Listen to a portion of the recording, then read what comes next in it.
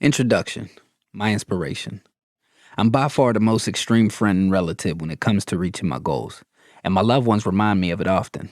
Sometimes I cut out all forms of entertainment for an extended period of time to focus on the business, or I'll cut out bad foods to improve my health and more. Life is about balance, and I'm thankful God brought me balance in the form of a beautiful woman. I'm extremely thankful and appreciative to have you in my life, Cassie. God brought you into my life when I was at my lowest point, which was one of the reasons I didn't ask you out right away. I'm glad I swallowed my pride and took a chance. You've been my biggest accountability partner, friend, teacher, inspiration, and love of my life. You also brought me Little Story, who has both our personalities. I'm thankful for both of you. Actually, I'm thankful for the three of you. I know Bricks is still cooking in the belly, and I can't wait to meet the prince. Mom, I'm so proud of you. You've inspired me my entire life to want more and go after it with intensity. You never let me believe that I was only capable of so much. You always told me you were proud, but that I could dig deeper. I wish you could see me grow, and I hope you're watching. The purpose of my journey is to bring you a better life and see you enjoy the fruits of your children. So I want to dedicate this book to you. From the moment when I was young, school and doctors said it would take medications for me to reach my full potential, you told me not to let anyone's opinions define me. You said I'd always have to work harder than everyone, and you charged me to do just that. I hope I haven't disappointed you because I stopped outworking everyone else. It wasn't enough. I had to start outworking myself. I owe everything to you, Ma Dukes. I love you. Chapter 1. Rules save you from your emotions. At the end of your feelings is nothing, but at the end of every principle is a promise. Eric Thomas. Before we get started, I want to make a disclaimer. Although I offer guidance and advice throughout this book, I am in no way, shape, or form implying that any of it will be simple or easy to follow. I repeat, most of this advice will be a struggle to implement, but I challenge you to no longer look at struggle as a negative thing. Embrace it and choose to struggle towards what you want. Breaking negative chains to change for the better was and still is a war for me, and this book will break down each of those changes. So no, holding yourself accountable will not be easy, but if you want to change your current circumstances, it's a must. One of the best ways to make sense of difficult emotions is to write about them. According to Dr. Gail Matthews' study, writing down your goals makes you 42% more likely to accomplish them. Writing also improves your thought process and critical thinking skills. So as you read this book, I suggest you keep a notepad nearby or start a new note page on your phone or computer, whatever works best for you. Throughout this book, I will pose several questions for you to think and write about. And it's important for you to take some time to pause, reflect, and write out thoughtful responses. This one simple task will be life-changing. Decision making. Each day, each and every one of us makes decisions, and those decisions are like transactions you make at a store. You often get what you pay for. Take a few minutes now to write down some of the decisions, either big or small, that you've made so far this week. What did you decide to eat?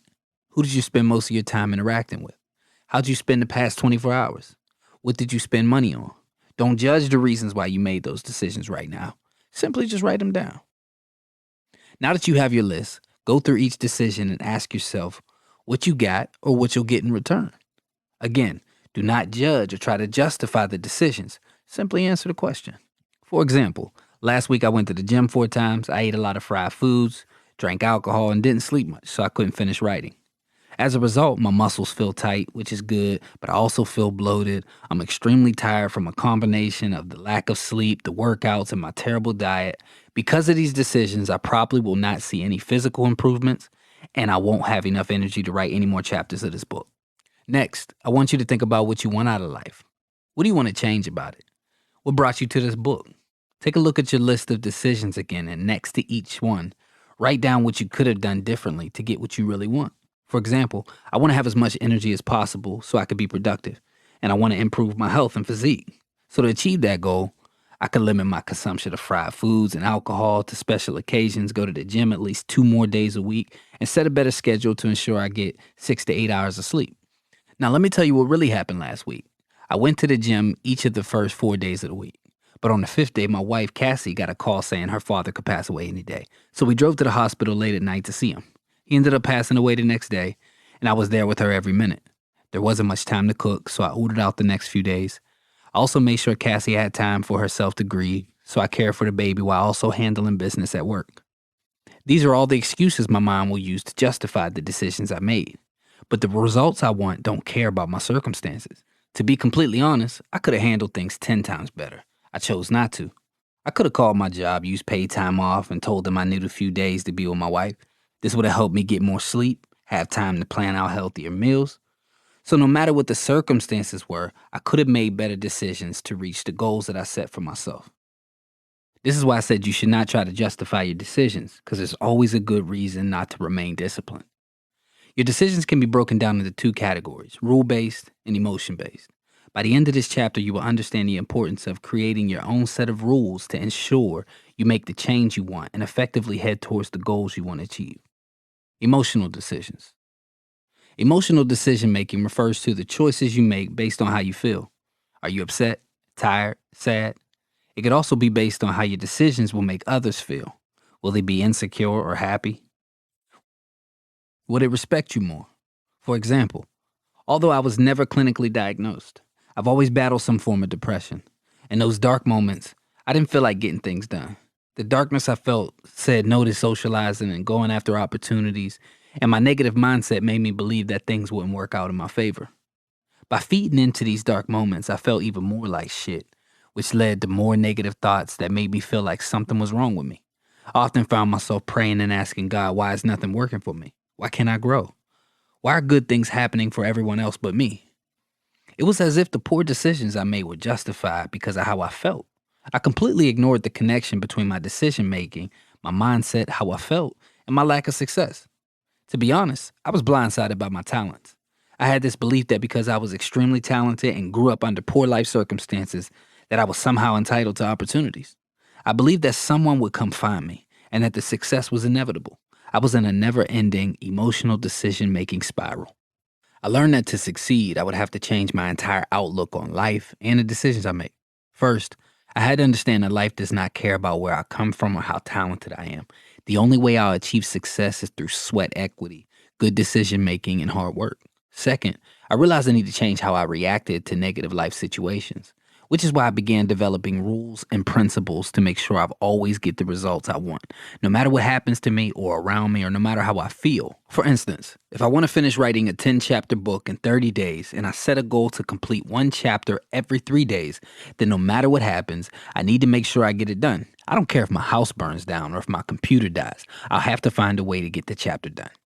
If you're not intentional with your decision making, your emotions will use any life emergencies or circumstances as an excuse to not execute on your goals. So you must set a rule. When you were a child, there was a rule to brush your teeth when you woke up.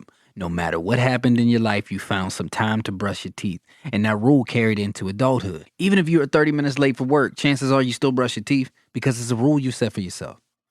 Quote, make decisions based on the outcomes you want, not your emotions. Unknown. Rule decisions. Rule decisions are based on the results and outcomes you want. If I do this, then I'll get that. Or when this happens, I'll do this. To achieve a better outcome, you must establish rules for specific scenarios. For example, in those dark times I mentioned earlier, I made a rule to read and listen to inspirational books, meditate on the life I wanted, watch motivational, informative YouTube videos, or read the Bible for at least 30 minutes every day, no matter how I felt. Even if I didn't feel depressed that day, I still had to complete one of those tasks. I made a rule to unfollow anyone on social media who was negative, only get social media notifications from successful people that I looked up to, and to eat healthier. Sticking to these rules not only brought me out of these dark moments, but they brought me more information that helped me find my purpose, which in turn helped lessen the frequency of my dark moments. Later on, when I was brought back to my rock bottom, these rules came in handy. We'll talk a little more about this rock bottom in chapter 5. It's been years since I dealt with any form of depression or dark moments, but I will follow these rules for the rest of my life. I learned that they were God's way of talking to me. Making these rules and sticking to them was not and still isn't easy. It took a lot of trial and error to find what works best for me. I just knew that the results I got from my emotional decisions never got me out of a dark space. Instead, they put me deeper into my depression and caused more problems. But the rules and principles I set for myself gave me definitive steps to follow and an opportunity to seek happiness and positive change. I challenge you to start paying more attention to your decisions and the motivations behind them, especially after you've gone through hard times. Take notice of how you handled the moment. What happened as a result of your decisions, and how would you handle this situation differently next time? Once you've uncovered the answers for that specific situation, put a rule in place for yourself and find a way to practice following it. On a smaller scale, you can review the past 24 hours and analyze the decisions you made. This tactic can be used for many areas of life, including mental and emotional health, career, physical fitness, family, entertainment, and more. It can help to ask yourself what you want to accomplish, and if the decisions you make will get you there. Start making a list of your principles and read them every day. Keep the list organized because as life goes on, you'll continue to add to it. Remember, most people who are in a negative cycle have no idea why. So keep an open mind, question everything, and don't look at anything as small or harmless. After all, it's the little things that add up to become something significant. I once worked with someone who always experienced unfortunate events. Not one month went by without something bad happening to them, whether it was random health issues, car breakdowns, or a death in the family. So many things called for their attention that they didn't have any personal or sick time left because they had always used it up. Meanwhile, I had accumulated more than 400 hours of sick time, 60 hours of personal time. Every time I spoke with this person, they complained about work, other staff members, or some aspect of life. I can't recall them ever saying one positive thing. I would constantly try to make this person see their decision making was purely emotional and negative. I would even tell them directly when I no longer had the patience to listen to the drama. They couldn't see that their mindset and decision making were the reasons for the endless cycle they were in. They didn't set any rules or principles to attract positive outcomes in their life. They seemed to be content with living in an endless cycle of reacting then complaining about the negative circumstances they were dealing with. Imagine if they simply asked someone, "What is it about me that attracts all these negative events?" Someone could have easily opened their eyes. We all have things about us that we can't see.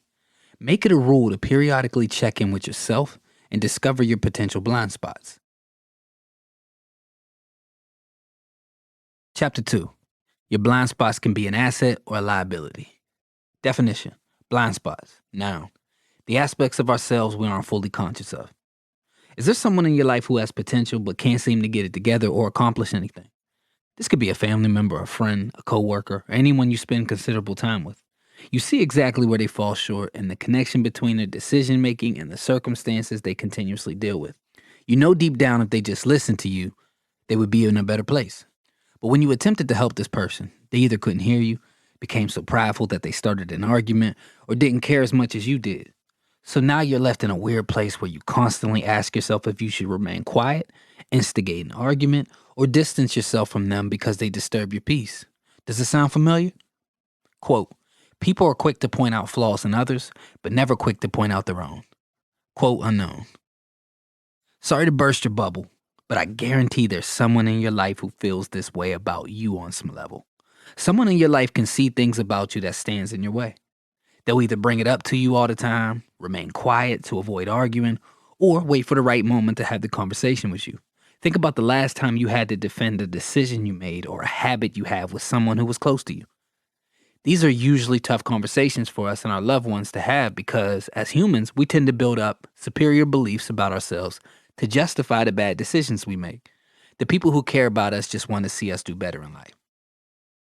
Little do we realize these tough conversations can be an asset and the fastest route to overcoming the obstacles we've been struggling with and achieving our biggest goals. I realized this when I was just a teen. One time I was playing with my little cousin Javon, who's about 10 years younger than me. I realized that if he could see what I saw, he would always be 10 years ahead of his time.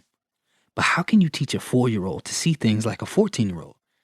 Even to this day, I tell him that listening to my generation is like having a time machine that goes 10 years into the future. I have so much respect for my little cousin, and I'm proud of his willingness to listen and want to learn more. He has inspired me to remain a student. We all have traits and characteristics that stand between us and the things we want in our life. Some are known and others are not.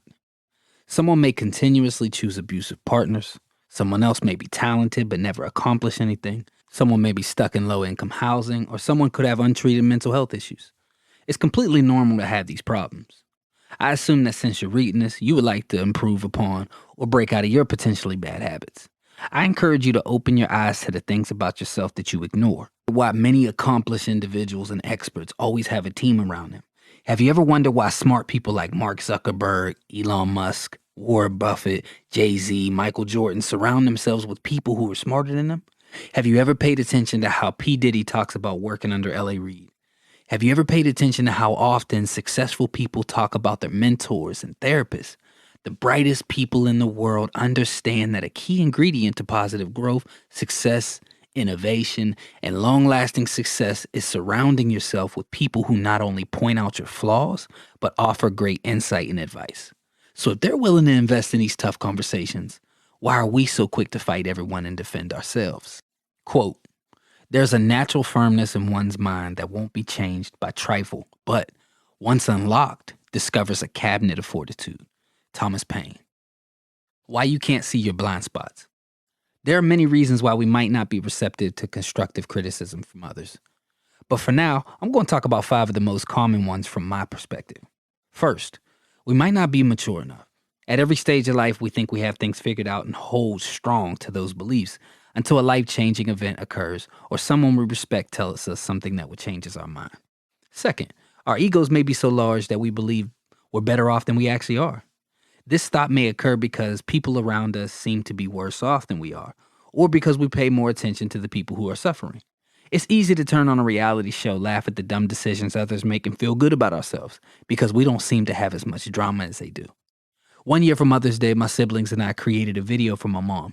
In it, we praised her for how she raised us. We talked about how we didn't have any kids out of wedlock, running around, how we're not on drugs, how we're all hardworking, and how our success was due to her teachings. My mother responded to the video via text and said, "What makes you think you've made it? Because your lives aren't as bad as others? Your full potential has not been reached. Never feel that you have arrived. I'm proud of all your accomplishments, but there's more work to be done." At first, the response threw me off, but I realized she was making sure that we don't use others' flaws to make ourselves feel better and that we stay focused on our long-term goals. Third reason we can't see our blind spots is we might not care. We may realize how much hard work is involved in changing, and we'd rather continue living like the way that we have been. Fourth, someone we respect in our life made similar decisions as us and lived in a similar way. And because we respect them so much, we believe that this way we should keep living. As a kid who grew up in a single-parent home, I often observed my friends who had fathers present in the home. I noticed that a lot of their decision-making processes and mindsets came from them. This is something I run into all the time when I record my podcast with my co-host. There are some stances and mindsets they carry that I don't because I didn't grow up in a house with a male figure. Sometimes this is positive and sometimes this is negative.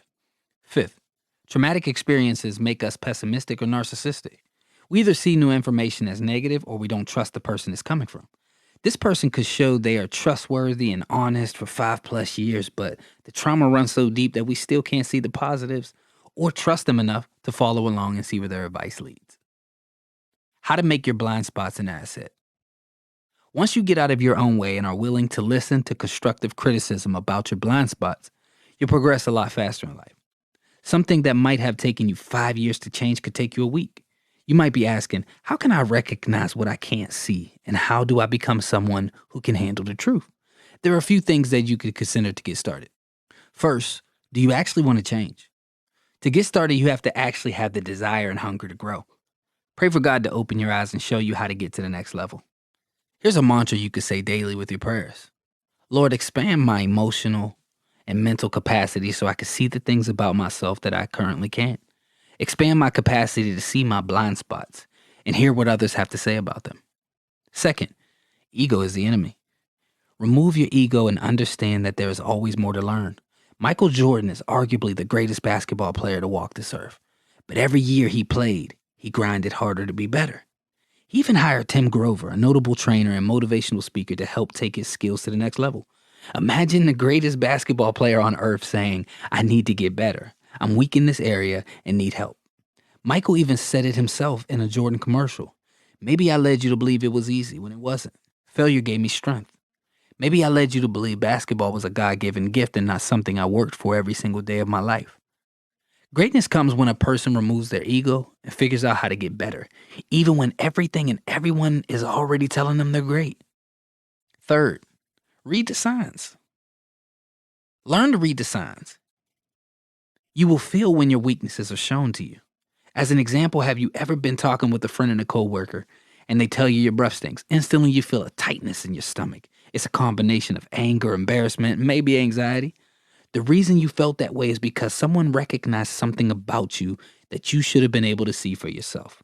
Remember that feeling because it's an indicator that this may be an area of improvement.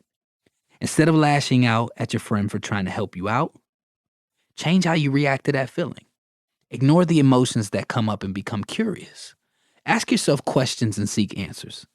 Investigate your friend's thought process.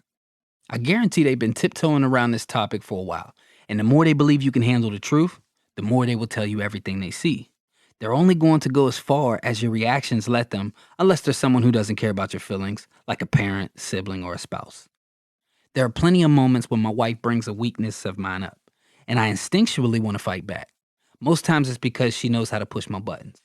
But one of my rules is to become curious about that instinct, because it could be pointing to another area of improvement. Once I started asking questions, I learned a good lesson. I can peacefully walk away with something to work on. Fourth, create your board of experts. Approach the people you respect and love and tell them that their honesty is important to you because your future depends on them keeping it real and pointing out the flaws and strengths you can't see. Create an honest and growth-oriented community around you. The more you make honesty a priority in your circle, the faster everyone will grow. This has always been something my friends and I have been good at, and it's one of the reasons I feel we're all still close. When one person grows, the next person grows. So I challenge you to make a list of people in your life and put them into categories based on what they're great at.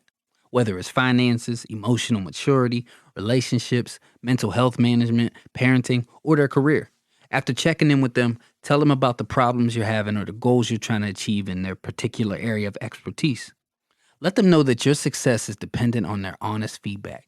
Most of them should take that responsibility seriously. It may be awkward at first, but once they cross that honesty threshold and see your positive reaction, they'll continue to be an asset in your life. Chapter 3. Fired by God and hired again. I've always had a hard time coming to terms with the idea that God is always watching. He knows what you're going to do before you do it.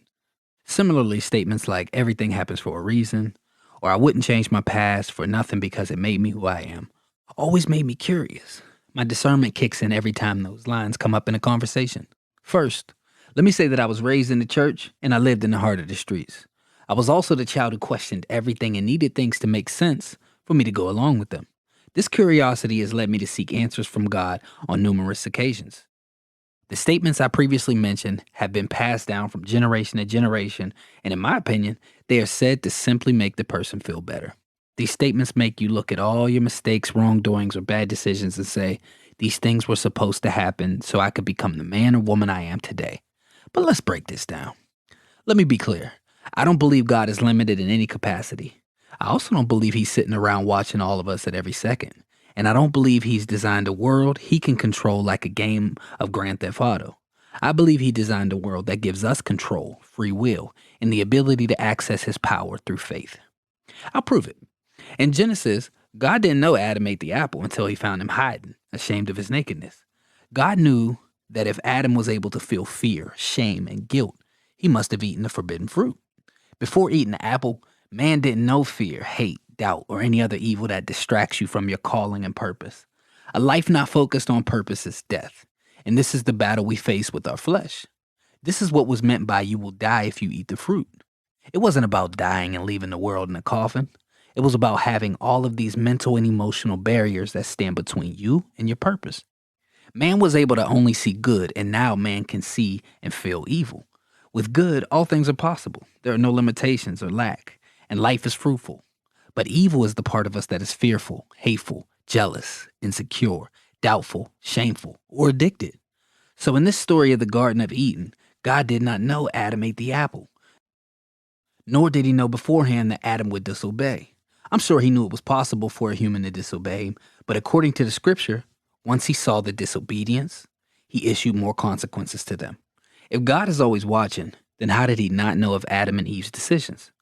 The statement, everything happens for a reason, really turns my discerning eye on as well, because I know people who will not initiate any positive life moves because of this mantra. They believe things will fall into place because God has a purpose for them. In my opinion, God doesn't have a specific plan or purpose laid out for every single person. I believe that 1, God has his own purpose and missions, and we may have the opportunity to carry out one on his behalf.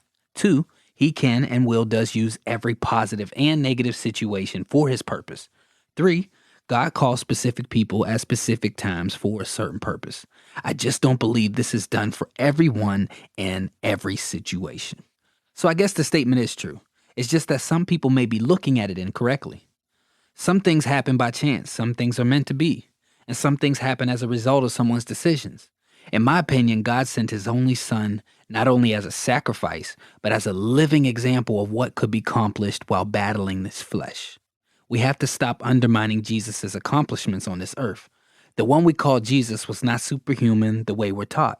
He faced the same fears and doubts as us, but he succeeded at finding the kingdom within. He rose to the occasion, controlled his instinct to judge, and was able to achieve ultimate self-mastery.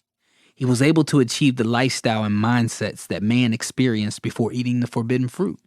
According to the books written by his followers, it took him close to 30 years to master the ability to use faith in a miraculous way. So according to my theory, Jesus had a mission, but it wasn't guaranteed that he would succeed. He was human just like us. He even showed his doubt and fear when he wept and asked God to take this task from him. But he got it together and he moved forward. He could have easily made different decisions. I've never heard a Christian voice this idea, and it's sad because you miss out on some very important lessons when you simply look at Jesus as God personified. We undermine what he accomplished by not understanding that he was born in flesh, mastered the flesh, and challenged us to do more than he did. I say all of that to say that every one of us at every moment has the ability to achieve success or find a purpose that God can use us for. For me, it's easier to stay on track when I'm mentally, emotionally, and spiritually where God needs me to be. I can't speak for other people, but God has shown me this for myself. Maybe it's the same for you. All of the years I spent not being where I'm supposed to be, I call dead time that I can't get back. Some people would say these moments made me who I am. And while that's true, I know I missed out on a lot of opportunities during these times. If you're reading this book, you're most likely in the same boat as me. Be honest with yourself and realize that you may have missed out on opportunities. Don't try to make yourself feel better by thinking that your misfortune was all by design. But also know that your life isn't over. Now that you've gone through that and learned the lessons, the key is to never make those same mistakes again.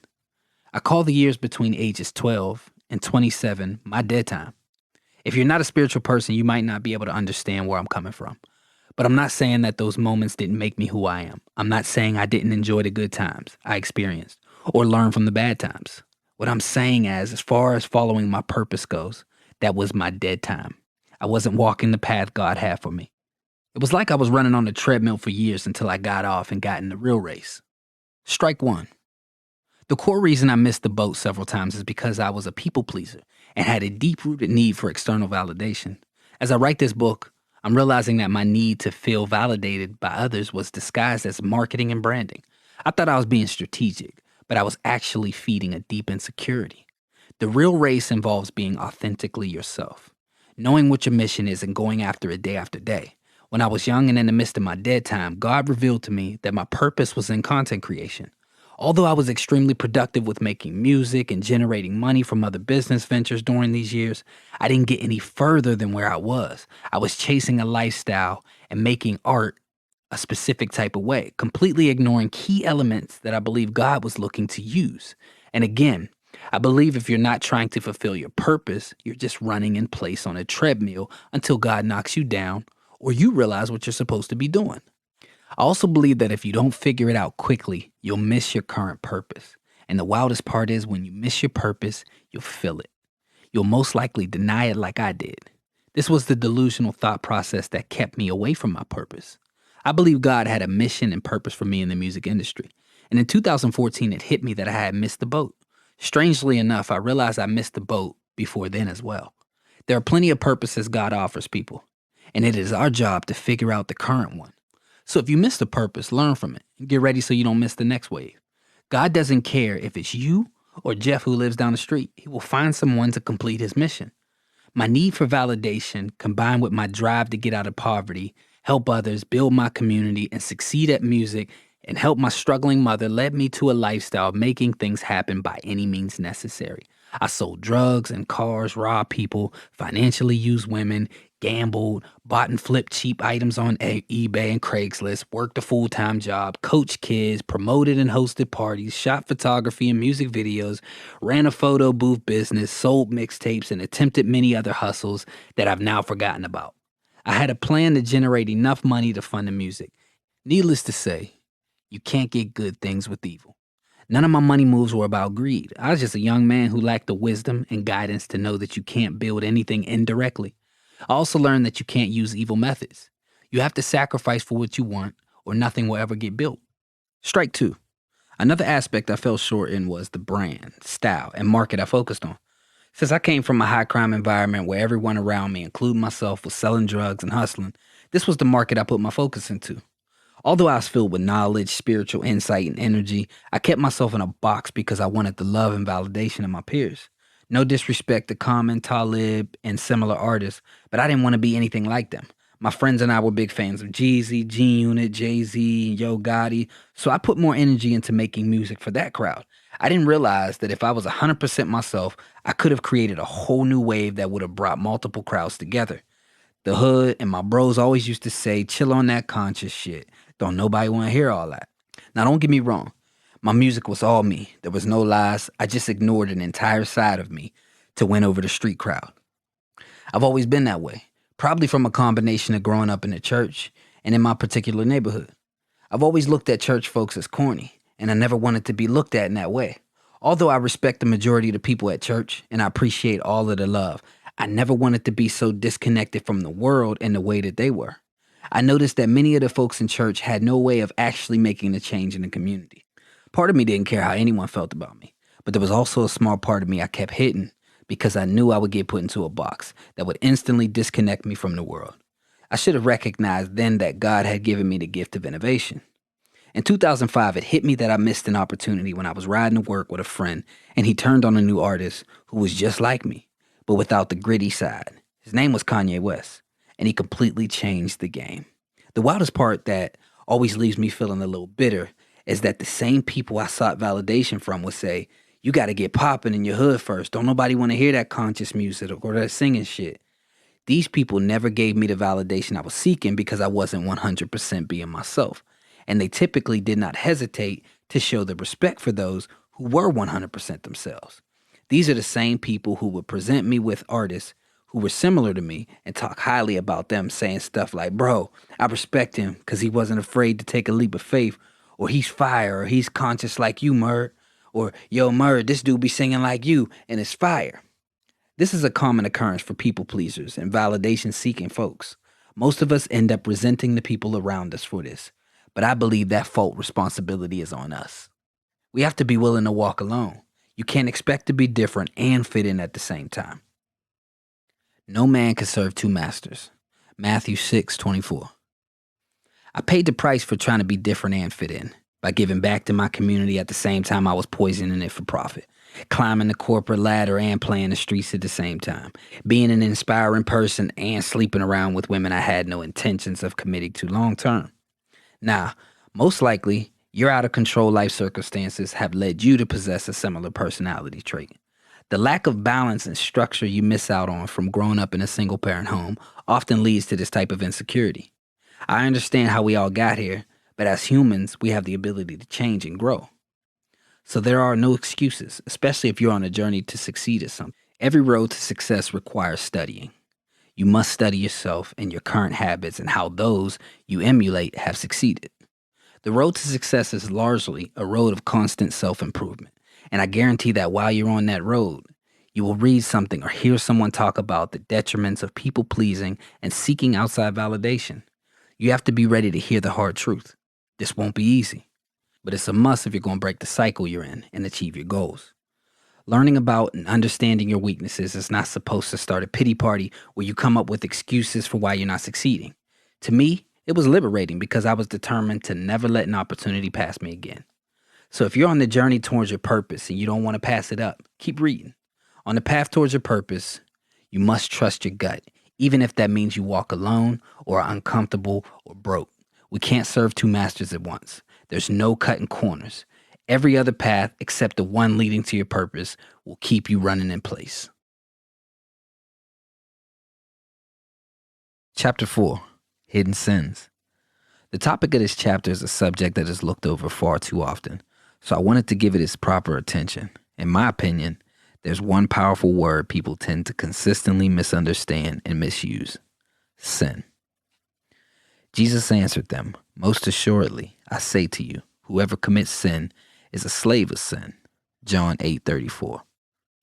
But each person is tempted when he is lured and enticed by his own desire. Then desire, when it has conceived birth to sin, and sin, when it is fully grown, brings forth death. James 1:14-15. I believe we all been taught to look at sin through the lens of the church and the people who influence society and popular culture. The concept of sin has always been mind-twisting to me because its interpretation is based on the perception, desires, and emotion of the person who's using the term. For example, a pastor could preach a sermon about how living with someone before marriage or using drugs and alcohol is a sin while ignoring that he's overweight, addicted to food, and smokes cigarettes. The average reaction I get from this example is that I can't compare drugs and alcohol to food, but I strongly disagree. As a child, I wanted to understand the true concept of sin. One day, God revealed to me that sin is less about right and wrong and more about missing the mark and being distracted from your mission. Anything that takes you away from your purpose causes you to sin and miss opportunities.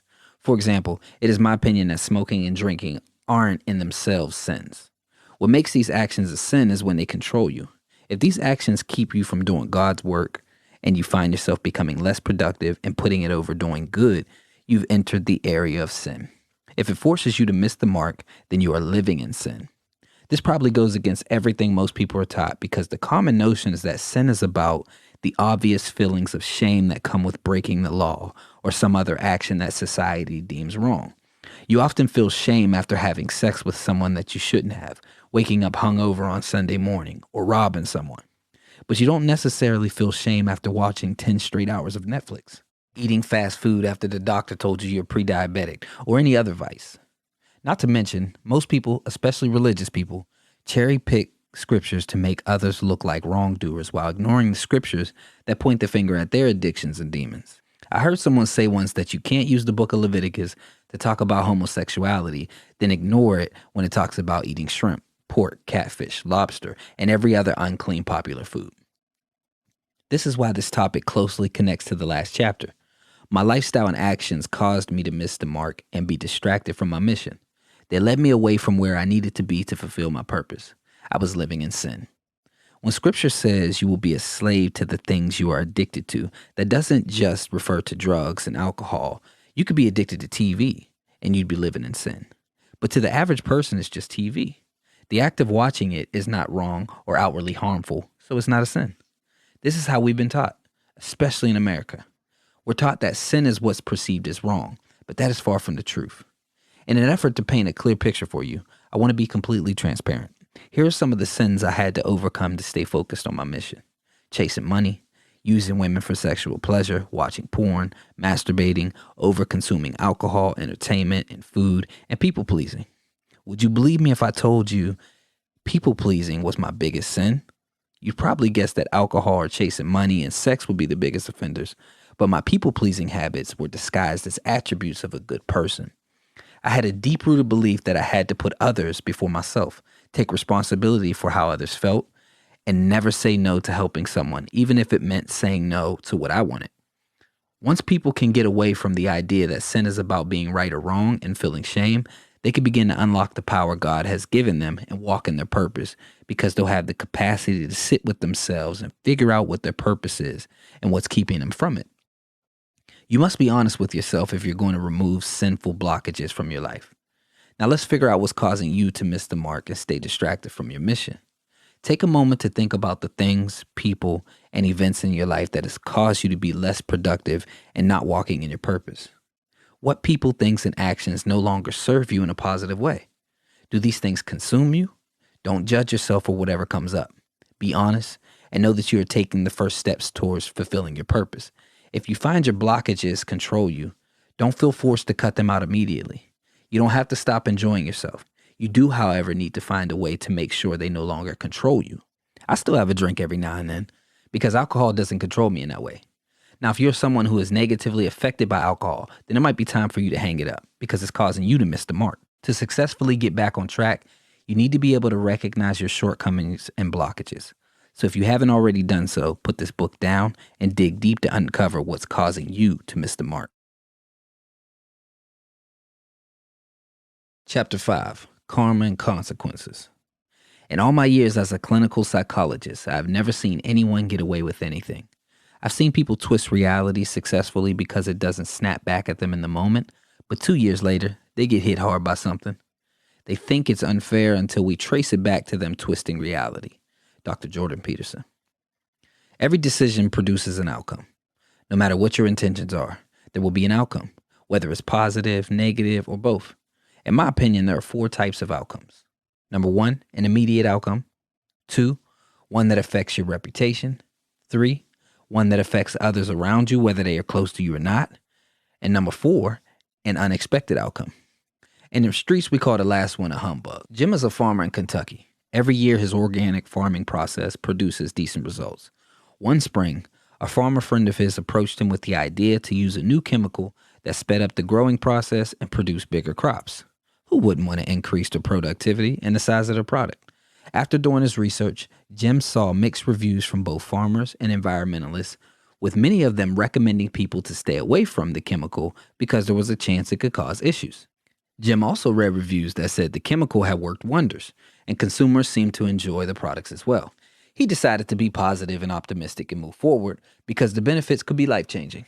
Usually Jim's crops took about 90 days to harvest, but with the new chemical, he could make it happen in just 70. Before long, he harvested the product and got ready to deliver to the stores he had contracts with.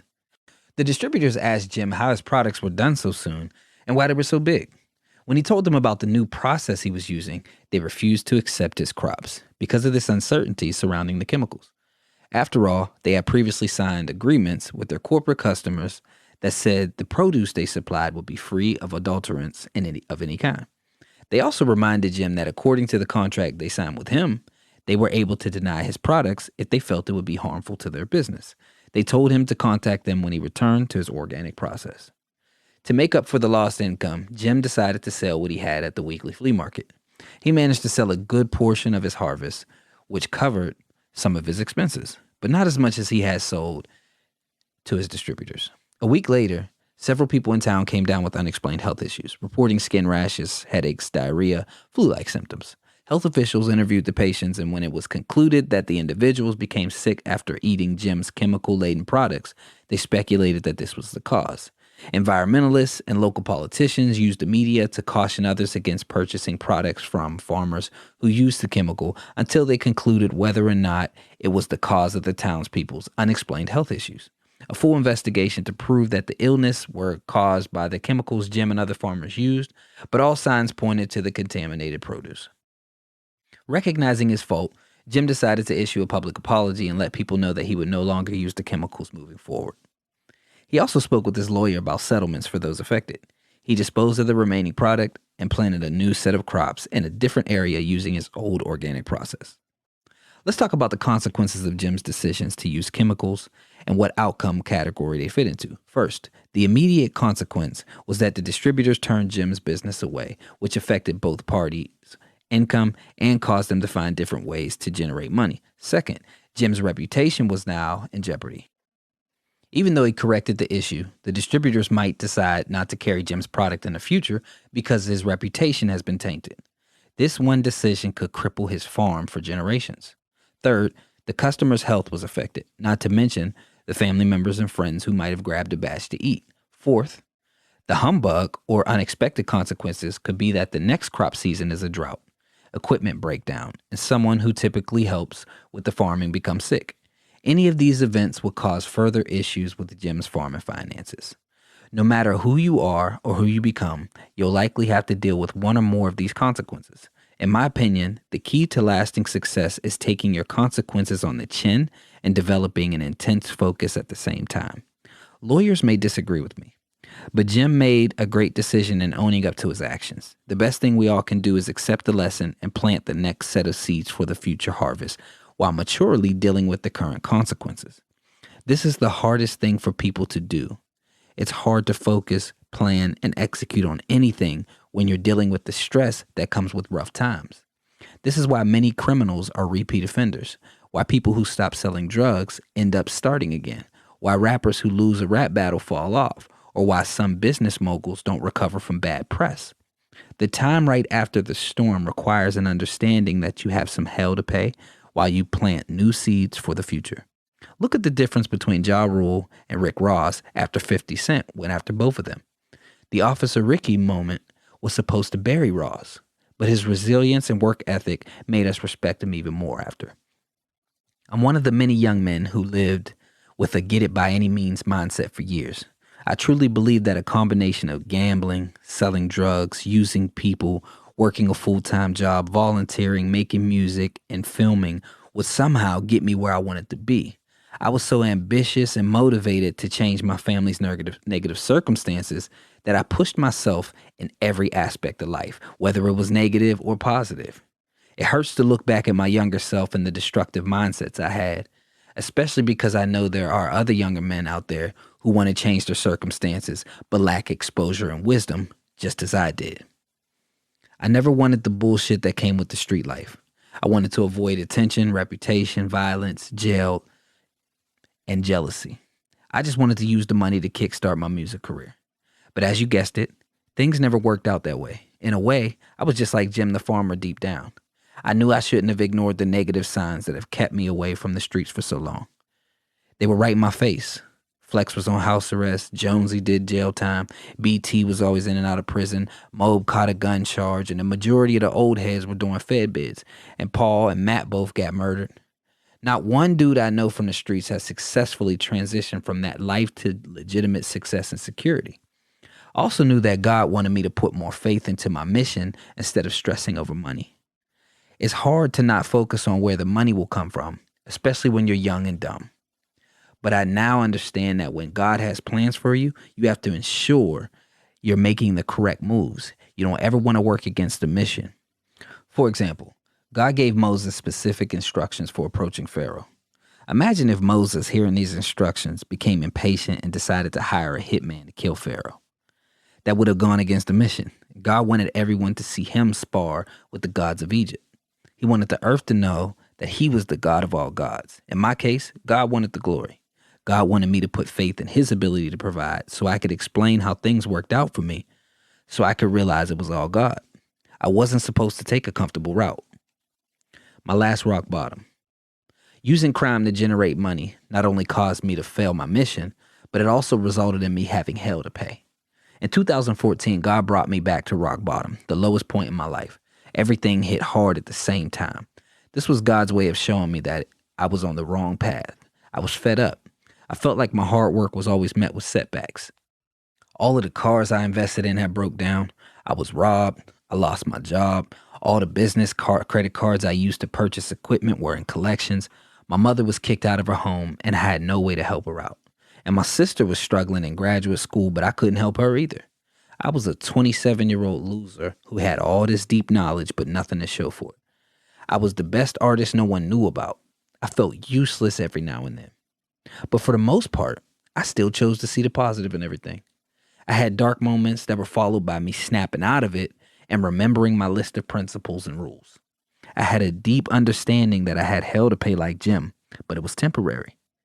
It still ate me up that I had it all wrong and others around me suffered because of it. I remember driving to work in my Buick with its blown head gasket during the coldest winter ever. I had bought a bottle of antifreeze and 3 jugs of water and had to pull over every 5 minutes on I-376 to pour more antifreeze into the coolant overflow. I couldn't turn the heat on or the car would overheat. Also, my cell phone had broke, so I was temporarily using a flip phone. Through all of this, I was still able to battle the darkness that attempted to keep me in a rut. I would cry, then laugh in the next breath because I would remind myself that it was all temporary. No one knew what I was going through, mainly because I was the one who was always there for everyone else. I had to keep it together. Angry faith works. In late 2015, while I was still in the midst of my rock bottom, I kept coming across the concept of faith. I'm extremely intuitive, and at this point in my life, I was extremely obedient. I began diligently studying faith with an open mind and God's guidance. He pointed out every scripture on faith, showed me YouTubers who discussed the topic, and even shared the documentary, The Secret. My studying went on for months without any significant breakthroughs, but then I finally had one that changed everything for me. I hope you can open your mind and understand. As I shared earlier, I experienced extremely low and dark moments of frustration. One day during that time, I was driving in my cold car. I had just left the gas station where I had overdrafted my bank account to fill up my tank and found myself having to pull over yet again because the car kept overheating. I parked on the side of the road in the middle of the winter to give the car a few minutes to cool down. I had absolutely no positivity left in me, and I felt every emotion at once. I took all my anger out on God, screaming and yelling directly at him. In my mind, I was learning and applying faith, but I hadn't seen any results. What's the point in studying something that isn't working, I thought. Growing up, I was taught that this type of frustration was considered blasphemous in organized religion world. But at that point, I didn't care. I remember being so pissed that I said out loud, "Where you at, Lord? You see me grinding. You see us struggling. So where you at? All of this faith, faith, faith. Show me something." If you truly understand faith and the teachings of the Son of God, you'll understand my frustration. It seemed to only work for small things like finding close parking spots, or it manifested as something I wasn't expectedly applying my faith to. At the time, money was on my mind. I felt pressure to make a car payment ASAP because I was 2 months behind and my car was at risk of getting repossessed. To make matters worse, my mom needed financial help because the gas in her house was cut off in the middle of winter. And my wife, who was my girlfriend at the time, we were looking to buy a home, so I needed my portion of the down payment. My wife also wanted to go on a trip to visit her friends for New Year's, and I was expected to pay. Plus, I wanted to make a music video that was projected to cost at least $5,000. My wife, Cassie, had no idea how bad my finances were. Therefore, I tell you, whatever you ask for in prayer, believe that you have received it and it will be yours. Mark 11:24. Out of anger and frustration, I began reminding God of his word and promises. I attempted to hold him accountable by explaining exactly what I expected from him. "Bet," I said.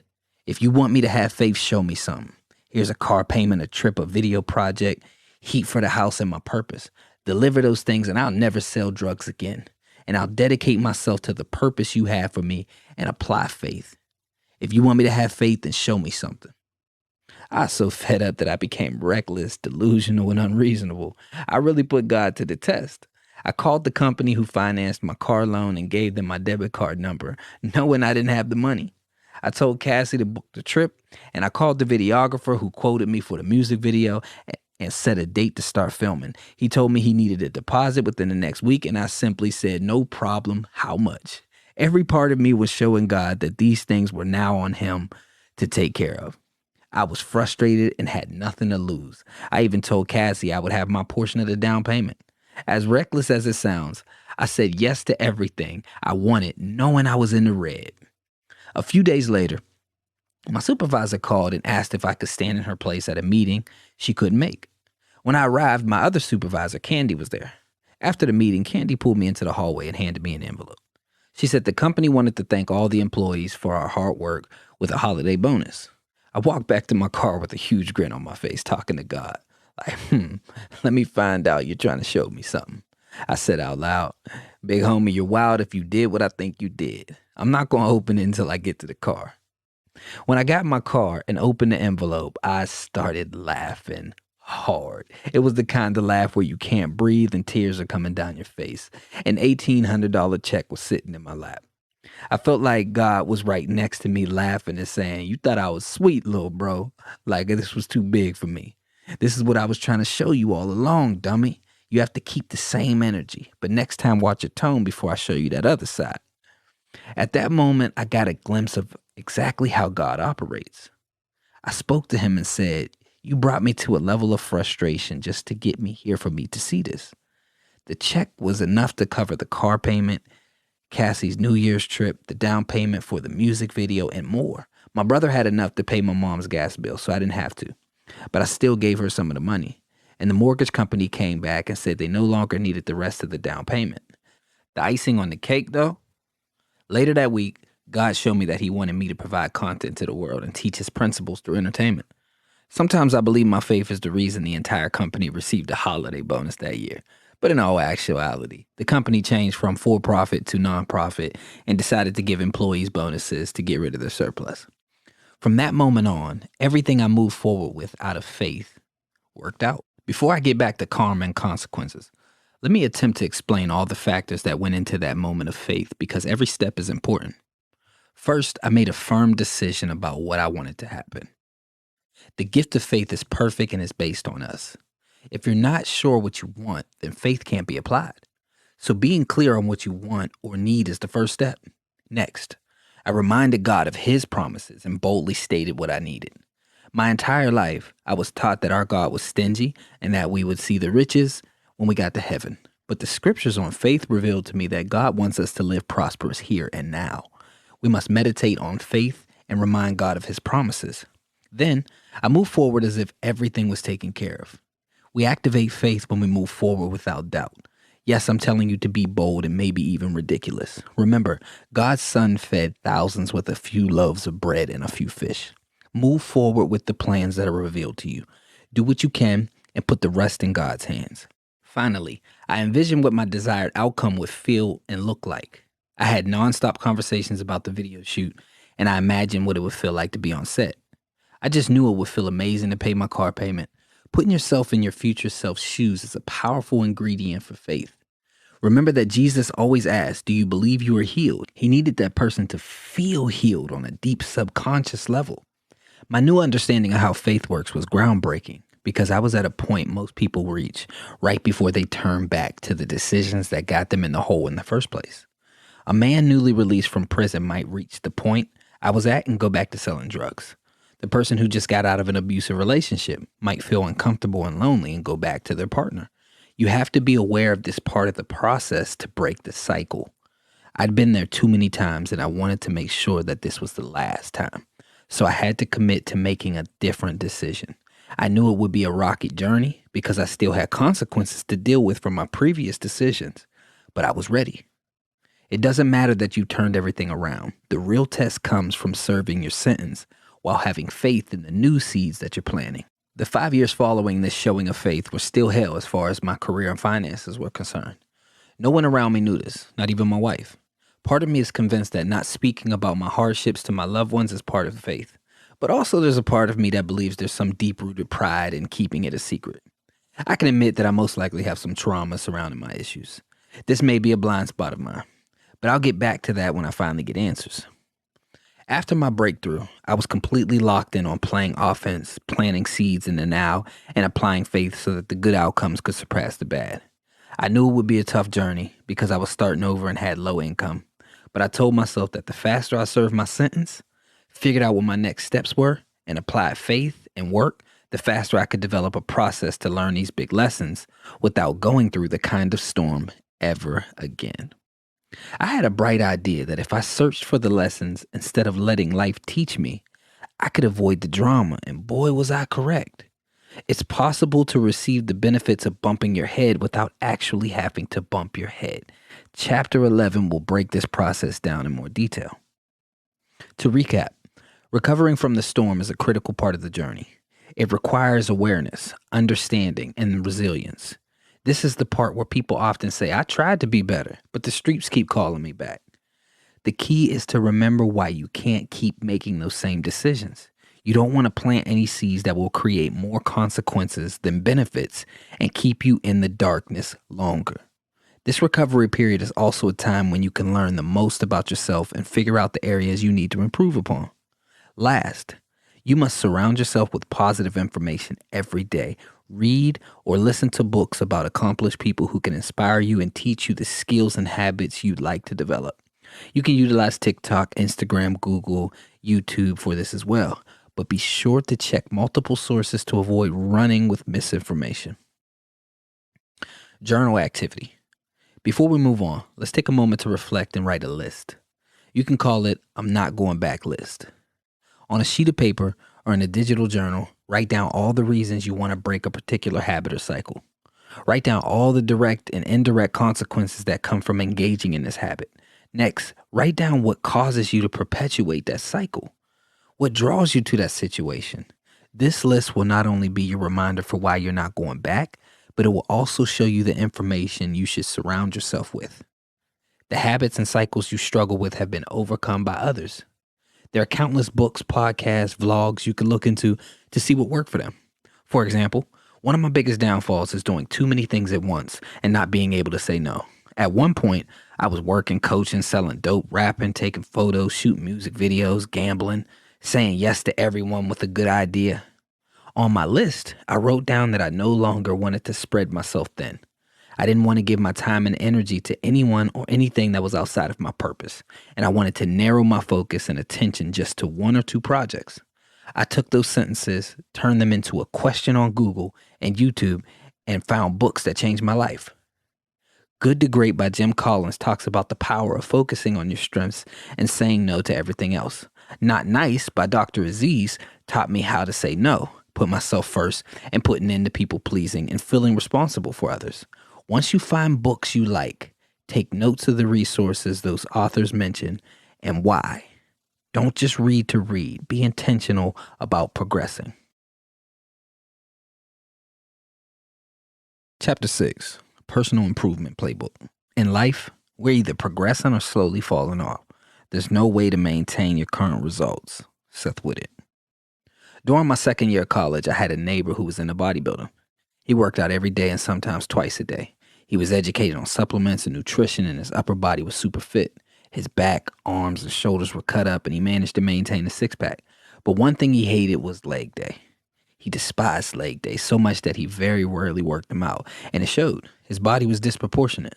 This worked in his favor during the winter, but when it was time to pull them shorts out, we all knew he'd been skipping leg day for months. I ran into him again during my senior year and was shocked to see he was skinny. He didn't look sick, but he definitely didn't have the same physical look he had a couple years prior. We chopped it up for a few minutes and I asked him what happened. He said he fell off and didn't have much time to get to the gym like he used to.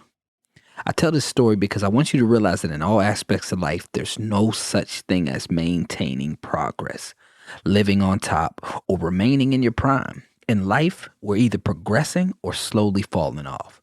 This is a brutal reality, but at the same time, it's liberating to know you could choose which direction you go in. This reality also applies to mental health, emotional well-being, and personal battles. These areas of our lives are like muscles. We all have our battles, but some are bigger than others. It doesn't really matter who has it worse or better. What matters is that each aspect of mental and emotional health receives the focus, attention, and planning needed for progress. If your goal is to be physically fit, you must get in the gym and consistently work out. In a 2016 article, licensed psychotherapist Sharon Martin suggests that people who focus more on their strengths are generally happier than people who don't. Similarly, other psychologists state that it's important to put your energy into your strengths instead of your weaknesses to avoid stress and feel more satisfied in life. I both agree and disagree. I agree that we have to be careful about putting too much energy and focus on our weaknesses. For example, say a person is an impulsive spender and is always broke because of it. If they continue to talk about how they aren't good with money, make jokes about having negative spending habits, and beat themselves up, they'll not only waste their time and energy, but their mindset can lead to them feeling depressed about the future of their finances. In my opinion, the only reason you should focus on your weaknesses is to create a solution for improvement. If your weakness is having a negative impact on your life, then it is important that you make up a plan to improve in that area. Regardless, no one could ever convince me that completely ignoring your weaknesses is a good idea. There hasn't been much encouragement for Black men in America to focus on our mental health, emotional well-being. We've been taught to bury our pain, compartmentalize our struggles, and be a man. But it doesn't just stop with men. Women have been told that they should get over the trauma they've gone through as well. No one actually teaches people how to assess what they've been battling and improve those areas of their lives. Instead, we're taught to depend on medication to ease our hurt, which in my opinion is a ticking time bomb if you're not actively working on yourself in conjunction with the medication. Yes, therapy is available, but many people I know don't even consider it because of finances. With this book, I hope to inspire you to create a playbook for the battles you're experiencing in your life. Whether it's depression, abuse, anxiety, mental illness, or poor spending habits. Just know that you must take full ownership of your well-being because to give to others, you must first give to yourself. You'll often hear top athletes talk about how they've improved their skills in the off-season. Whether it's their strength, speed, or defense, the best of the best always has an improvement playbook. This is why your favorite player either gets better over time or slowly falls off. Your playbook should include a plan for expansion so you could add on to your strengths and control or remove your weaknesses. On my journey, I began having weekly business meetings with myself on either Saturday or Sunday to reflect on the previous week and measure my progress. During this meeting, I take the time to figure out where I fell short and what areas I need to improve upon for the next week. Here are a few steps you could take to develop a plan for yourself. First, in your notebook or digital journal, write down the areas of your life you'd like to improve. This could be your impulsive decision making, career, relationships, health, spirituality, mental well being, or something else. Once you figure out your desired area of improvement, create two columns. On the right side, write out all the positives associated with this area of your life. You could include strengths in this area, insights you recently had, ways you blessed others in this area, resources you've gathered, or the traits you possess that give you an advantage. Now, in the left column, write down all the negatives. This can include the habits that hinder your progress, the harmful actions you and others take, negative thoughts, or anything else that leads you towards the issues you don't want to deal with.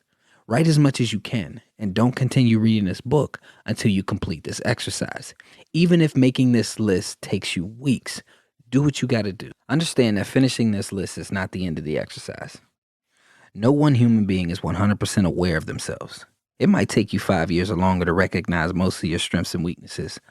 But if you ask a loved one, they may tell you something they've been trying to get through to you for years.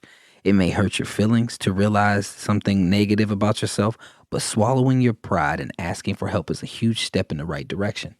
Remember to surround yourself with loved ones who have your best interests at heart.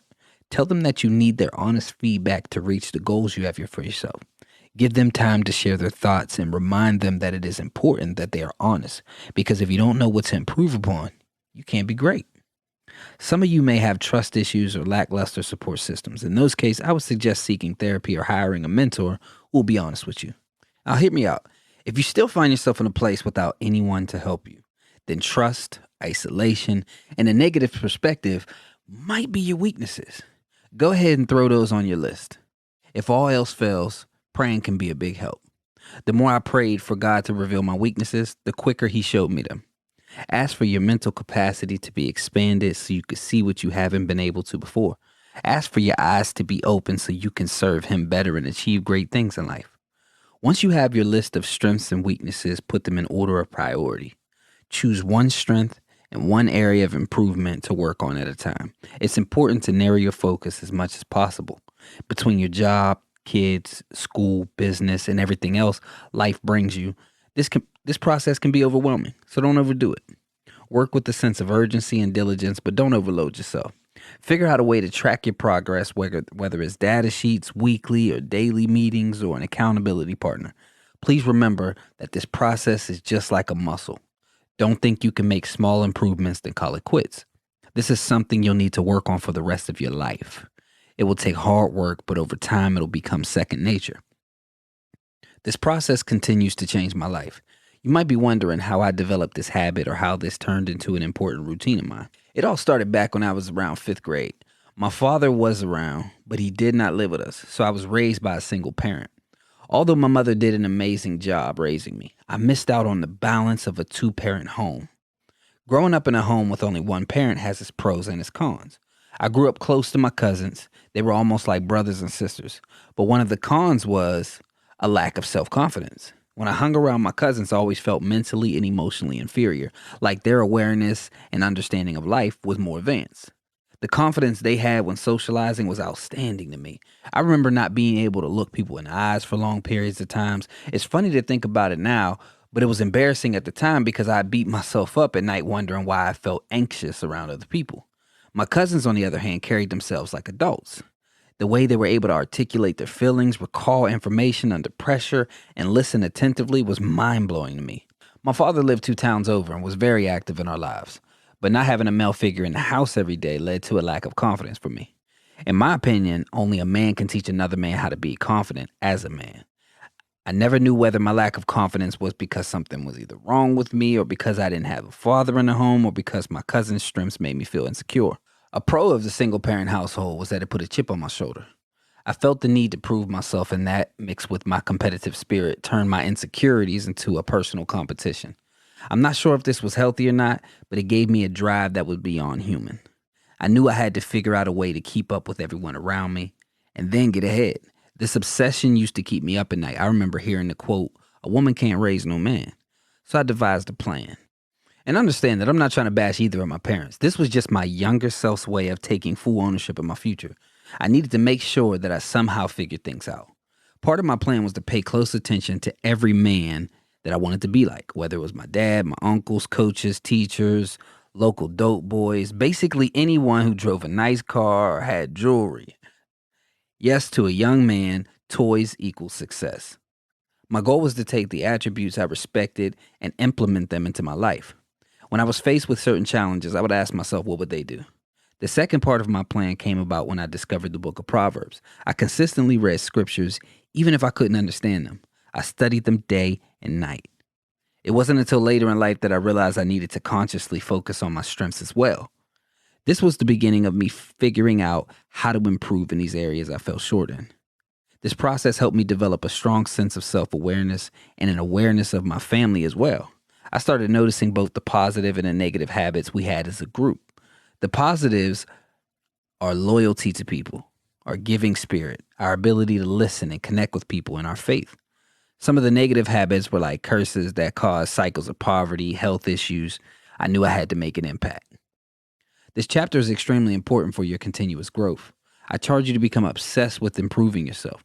Look back at the last 10 to 20 years of your life and ask yourself, how much have you grown personally? What negative habits have you overcome? Which ones are you still struggling to conquer? I believe there's a direct connection between self-improvement and an increase in opportunities. Look at it this way. The more you're capable of, and the less you let things get in your way, the more you'll succeed at your goals. Quote, when life can trust you with 10, it'll throw you 20. Seth Whitted. Chapter 7. Outsmart your environment or become a product of it. Quote, the ones who think they are crazy enough to change the world are the ones who do. Steve Jobs. Josh Wisnat, a.k.a. Wiz, is one of my best friends. I consider him my brother. He's the best example of this chapter's topic, outsmarting your environment. Wiz grew up in Pleasant View Projects, one of 5 housing projects in the city we grew up in. Like most projects, it was filled with a lot of good-hearted people who were financially struggling. It's the type of struggle that teaches you how to survive with little to no resources. The type of survival that leads down a path of crime. It's a place where many take pride in surviving their childhood, but few would actually want to stay and raise their children there. Despite his environment not offering him much exposure to successful people who looked like him, Wiz always believed he would live a quality life. Even to this day, he'll remind you that he's putting it into work for his mother and his sisters. You could be as pessimistic as you want it, but you can never change his mind about how hard he's willing to work to make sure no family member of his ever goes without. You're either inspired by his drive or you believe he's arrogant and you keep your distance. Wiz is a master at using the chip on his shoulder from his life experiences to fuel his drive, outwork anyone, and push himself no matter how hard things get. His drive for success has turned him into one of the best salesmen in America, and his current financial situation would seem unrealistic to a kid living in the same housing projects that he came from. Sometimes I laugh when we're drinking together because he always brings up his blessings. But when I really think about it, he did something his environment didn't nurture him to do. He outsmarted it. The way you view yourself and your capabilities to create a bright future play a big role in where you'll end up. If you want to break a negative cycle and achieve success, you must first see yourself as a successful person in the present moment, no longer under the spell of the negative cycles your environment created. Positive mindset. Let's start by discussing how you can develop a better mindset. Before we begin, remember that this is not as easy as it sounds, especially when circumstances are stressful. However, it's something you must go through to grow. The first step in cultivating a positive mindset is assessing your mindset to see if you currently view yourself and the world in a positive light. Second, you must figure out what made you think the way that you do. And third, you must come up with a plan to develop or build upon your positive mindset. I'm not even sure if Wiz realizes that he's always carried a positive view of himself. I'm sure his family had a lot to do with this. They're all positive people, and I was blessed to grow up around them. Wiz talked about what he was going to do so much that he unintentionally created affirmation statements or mantras. He did this naturally, way before today's influx of self-help gurus and law of attraction advocates. To him, a positive image of the future was crucial because he needed to be able to help his family. According to the Psychology of Self-Affirmation, Steele 1988, and studies conducted by Oxford University's Social, Cognitive, and Affective Neuroscience Journal, there's a connection between affirmations and our behaviors.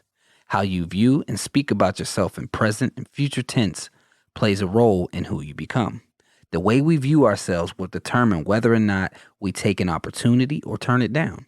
It is the difference between approaching that beautiful girl or convincing yourself that she's out of your league. The difference between taking back that abusive guy or telling yourself that you deserve a healthy, happy relationship. Quote, whether you think you can or can't, you're right. Henry Ford. Step 1, assess your mindset. Let's do step 1 together and evaluate how we see ourselves in the world around us. In addition to this exercise, I encourage you to go online and find tests that assess your underlying beliefs and general mindsets. For right now, though, I challenge you to answer the following questions honestly and without judgment. For each question, give yourself 1 point for never, 2 points for sometimes, maybe, and 3 points for always. Number 1, if a spouse, supervisor, or someone in your position of authority says, we need to talk, do you get nervous and wonder what is wrong? Number 2, if the next step in your plans require a solution that seems impossible to achieve, do you see that as a sign to move on to something else? Example, you want to buy a home, but the required down payment is an amount that you've never had in your life. Number 3, when you're reviewing a job listing, do the recommended qualifications keep you from filling out the application because you believe they wouldn't want you? Number 4, do you avoid flirting with extremely attractive people because you believe they are out of your league? Number 5, when people congratulate you or praise you for your hard work, do you deflect by giving the credit to others or saying it's no big deal?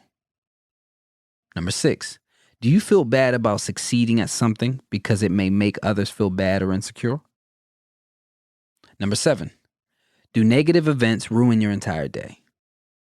Number 8, when someone does something that negatively affects you, do you spend a lot of time expressing your frustration and telling others how you were mistreated?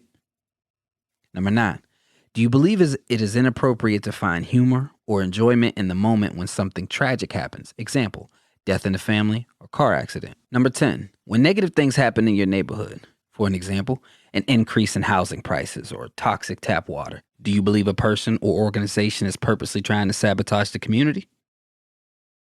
Add up your points. These numbers can mean different things for different people, indicating anything from how you view life to how you approach new opportunities, self-care, or your environment. If your score is from 10 to 15, you tend to have a positive perspective on life and are confident in yourself and your decisions.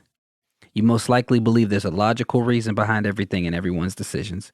You tend to think more about solutions than problems. You can find enjoyment and humor in all situations. And you tend to lean towards a more positive self-image. You see the impossible as just another puzzle to figure out. If you scored from 16 to 23, you're more of a balanced individual. You're likely a positive person most of the time, and you tend to put effort into remaining positive. Sometimes life events can get you down, but you're constantly working on yourself. Your mood can shift depending on the day and what's going on in your life. If your score is on the higher end of this range, 20 and up, you sometimes have moments that get the best of you. Even though you know you should remain positive, you know your strengths and weaknesses, but you're hard on yourself more than you celebrate yourself. If you score between 24 and 30, you tend to view life with a skeptical and critical eye. Others may often tell you you'd be more positive, but you believe you're being realistic. You tend to find the negative in everything.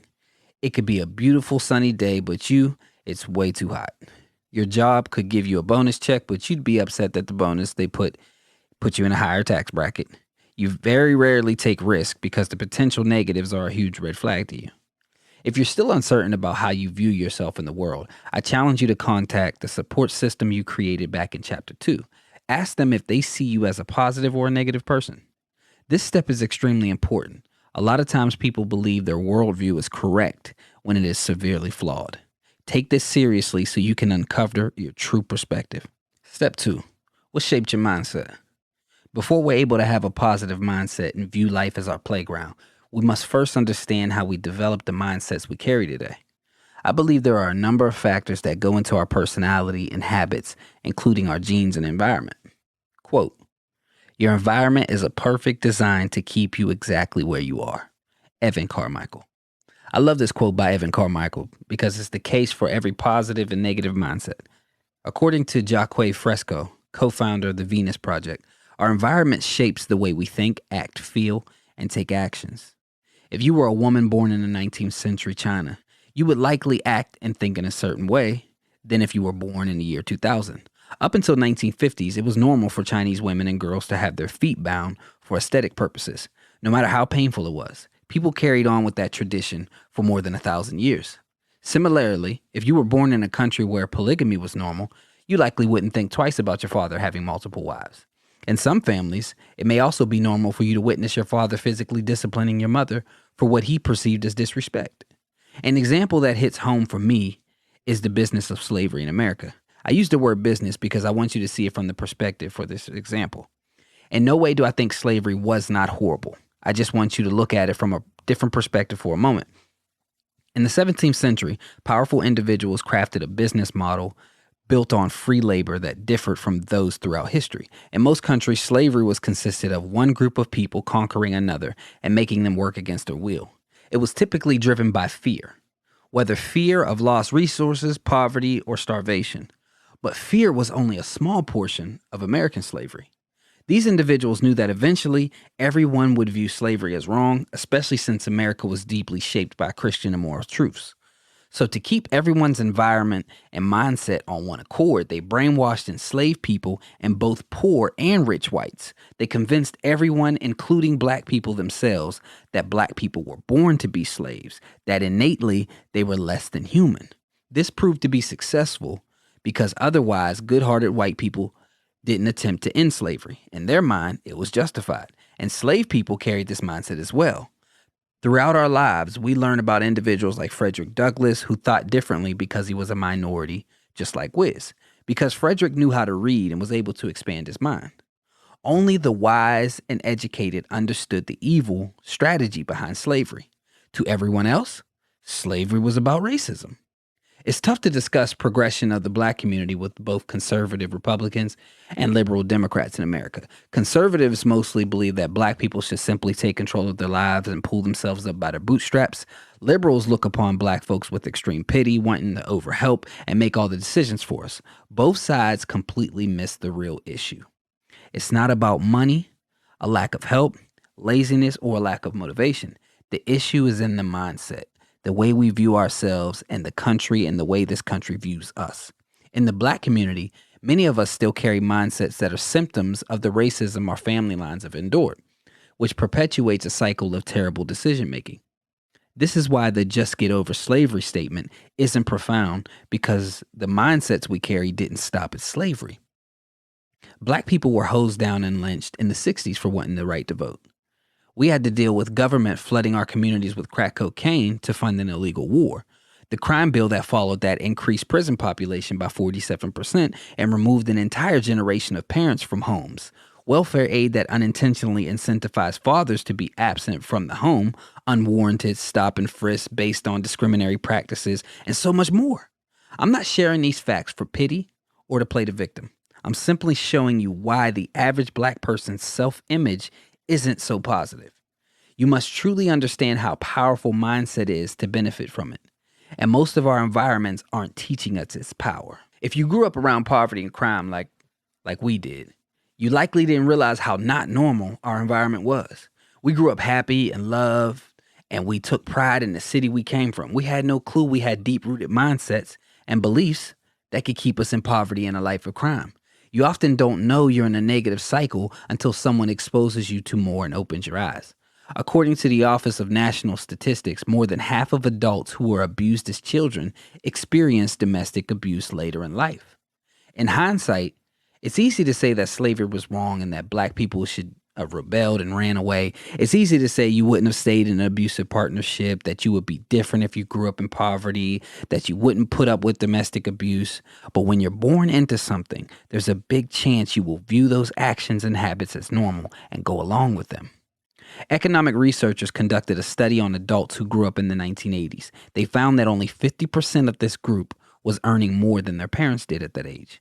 The study also found that children who moved to a better environment improve their chances of reaching economic success. In fact, the earlier such a move took place, the greater the effect. So you are more likely to become exactly what your environment represents. But there's also a small chance you could be amongst the minority like Frederick Douglass and Wiz and gain a different perspective that pushes you to change your circumstances. I don't want to confuse anyone when I use the word environment.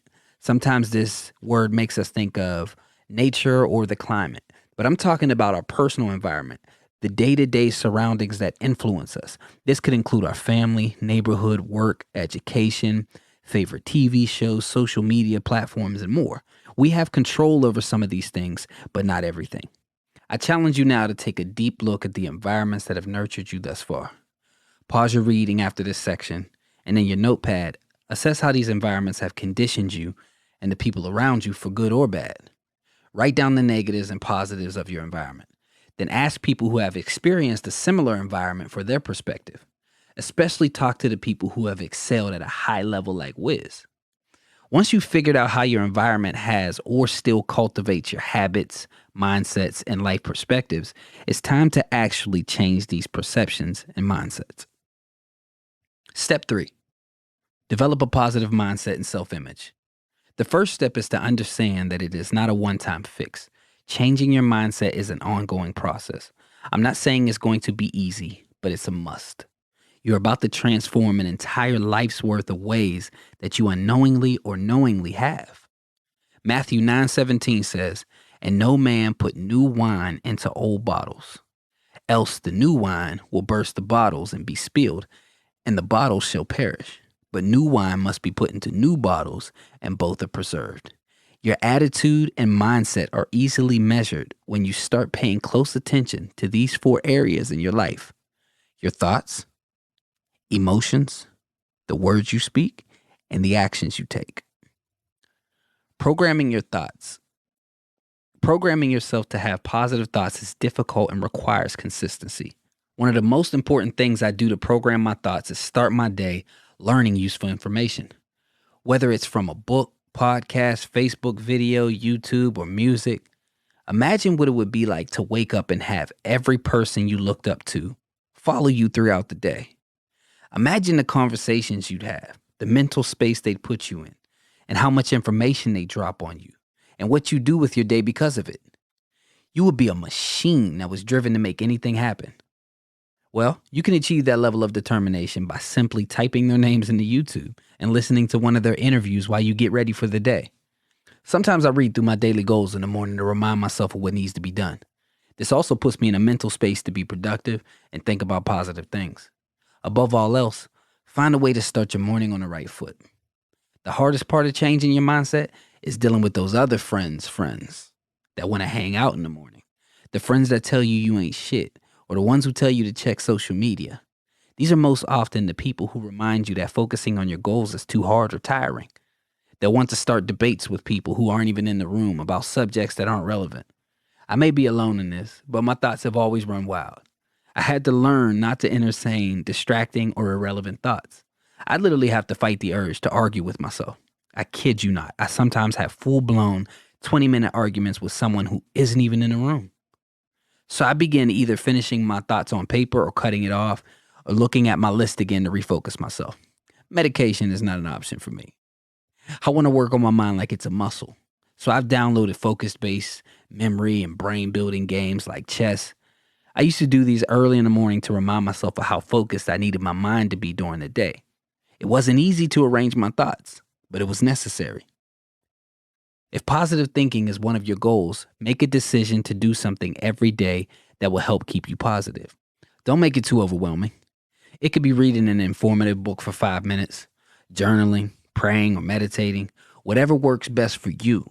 For me, what worked best was putting on headphones and pressing play on one of my many audiobooks I was listening to. Reminding myself of my weekly goals also works to focus my mind. Change how you feel. Now let's discuss your feelings. This could possibly be the most difficult thing to change because it's tough to step outside of yourself and what you're feeling. To reach your goals in any aspect of life, you must control how you react to and feel about things. I truly enjoy being present through any circumstance, and I do mean any circumstance. Before my mother passed in 2019, we were extremely close. She was a beautiful, selfless, inspiring master of survival who continues to motivate me, even in death. Right before she passed, the doctor called down to the hospital visitor room where my sister Tonette and I were sleeping. He said he didn't believe my mother would make it through the night and that it was time to say goodbye. We immediately called Aunt Pess, my mother's sister, Uncle Mobe, her brother, and my brother, Ashley, to let them know what the doctor had to say. They all rode up to the hospital, hoping to get there before she passed. My sister and I sat in the room with her and prayed for God to heal my mother in the way we only knew He could. About 40 minutes later, everyone arrived. We prayed, I held her hand, kissed her warm forehead, and took in her scent. My sister asked me to read a specific scripture, and as soon as I finished, my mom's heart rate began to drop. The doctors asked us to step out while they tried to revive her. After a few minutes, they brought us back in to say goodbyes. Her battle with cancer started roughly 4 weeks prior, when she went to the hospital with some pain. I remember her saying she was going to beat it, and that she was going to fight. That's all I could think about as I stood there kissing her warm forehead. I looked at my aunt, sister, and brother and said, man, I'm so proud of her. She banged until the end. I started laughing out of amazement. An unexplainable amount of peace came over me, and I was able to step outside of myself. I recognized that I and everyone else was hurting, but I was at peace. I remember how my grandmother's death tore a hole in my mother's heart and how it took her years to recover. She was irritable, isolated herself from the family, and experienced depression. She even made us cancel the birthday party we were trying to throw her. I knew I didn't want that for us, and I knew she wouldn't want that for us either. So I decided to speak with everyone before we left the hospital so we could find a way to grieve in a healthy way. A few minutes after my mother died, I was online researching grief and PTSD. What I learned in a few minutes was that there's no perfect way to grieve. But if you don't grieve in a healthy way, you can create a storm that's hard to come back from. Before leaving the hospital, I said to everyone, there's no right way to grieve, but there sure is a wrong way. All of our lives, people have told us to be strong and not to cry. I remember how much Grandma's death affected Mom, and I know she wouldn't want that of us, for us. So fuck being strong. When you feel like crying, embrace it to the fullest. Don't avoid the pictures and videos. Go to those familiar places. Let's dive head first into this. Letting it all out is the real strength. I challenged my brother and sister to write about how they feel every day. I would drive to my mom's job and visit her house. I would put myself in every situation to feel the burn of the loss. I didn't want to bury or compartmentalize anything. And it worked. We were at so much peace that when the funeral came, my siblings and I all participated. My brother spoke, I sang a song, and my sister preached a sermon. Yes, it was the hardest performance I ever done. But looking back, it was unbelievable how we were able to maneuver that way that we did, days after our mother died. I was able to celebrate her life, find humor in the moment, and enjoy people's company during the week of her funeral and after. That was all as a result of years of working with God to cultivate mindfulness. He showed me the path, and I practiced it every day. People at my job can't understand how I'm able to point out the positives or find humor in stressful moments, but this is a skill that comedians have developed throughout their careers. Developing this skill set gives you a superpower that many people don't have. While everyone else is emotional, panicking, or stressed out, you can be at peace and see the opportunities, solutions, and other useful perspectives. So I challenge you to find the positives in every situation, no matter how small they may be, and create a different perspective.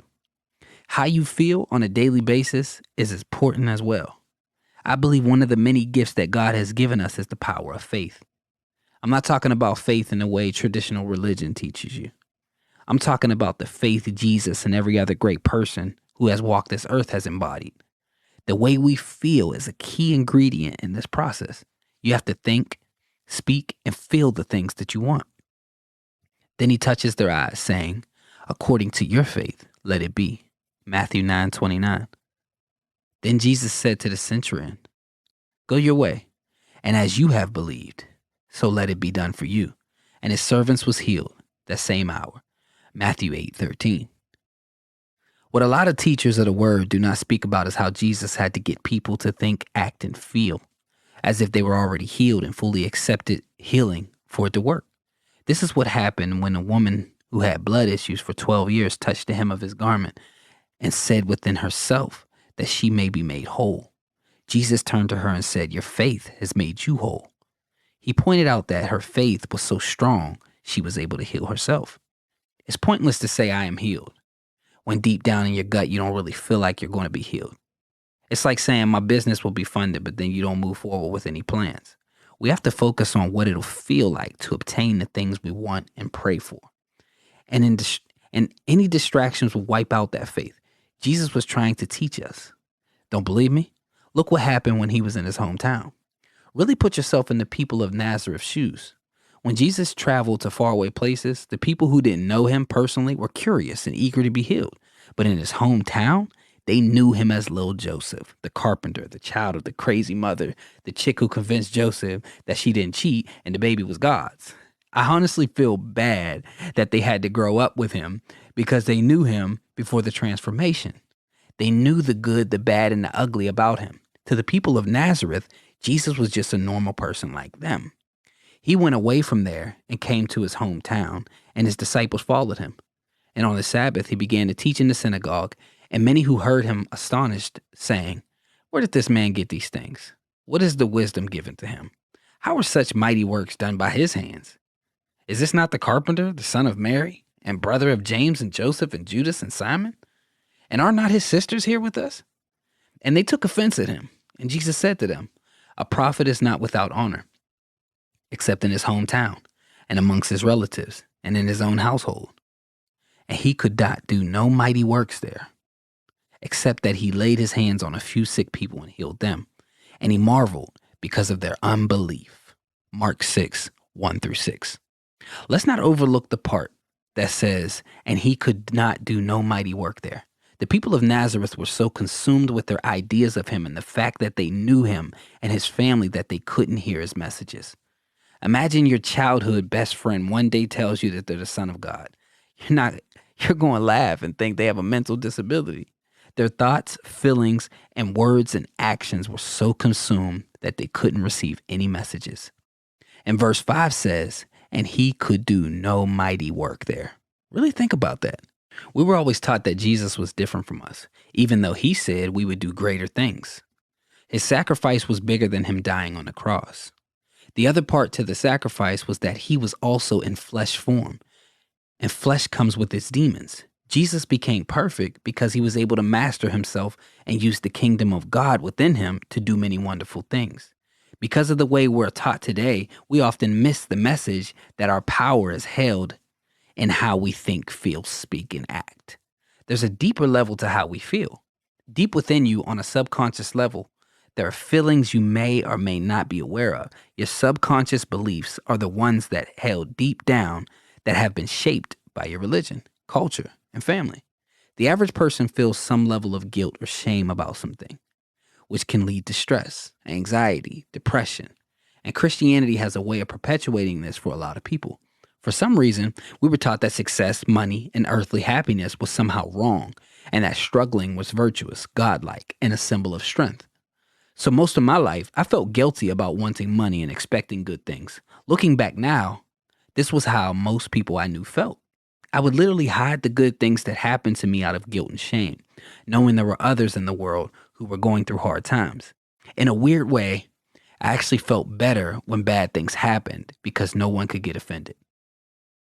Putting religious teachings aside, people sometimes feel like they don't deserve happiness or success because of their past wrongdoings. In chapter 5, we discuss consequences. But to be clear, accepting your consequences and feeling like you don't deserve good things are two different things. Accepting your consequences helps you move forward and learn from your mistakes. And a big part of moving forward involves forgiving yourself and vowing to never make those mistakes again. Jen Oliver, the CEO of Fit Mama, stated that women feel guilt and shame right after having a baby because at that moment, all they could think about is getting back in shape the way society tells them to. She says it's hard for women to be in the moment with their child because of the shame of how their body looks. Psychologists have also pointed to guilt as a reason why it's so hard for women to lose weight after pregnancy. After my wife had baby Story, she worked hard for months to get back in shape. She watched a TikTok that told her to be okay with changing her body. and feel her beauty regardless. Once she removed those feelings of shame and guilt from her daily life, her body weight started dropping naturally. You must change your deep beliefs if you want to succeed at anything. You have to turn your feelings of guilt into a sense of entitlement.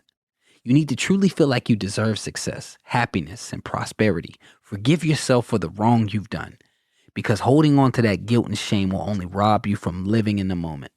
I'm not saying you shouldn't be critical of your decisions and lifestyle.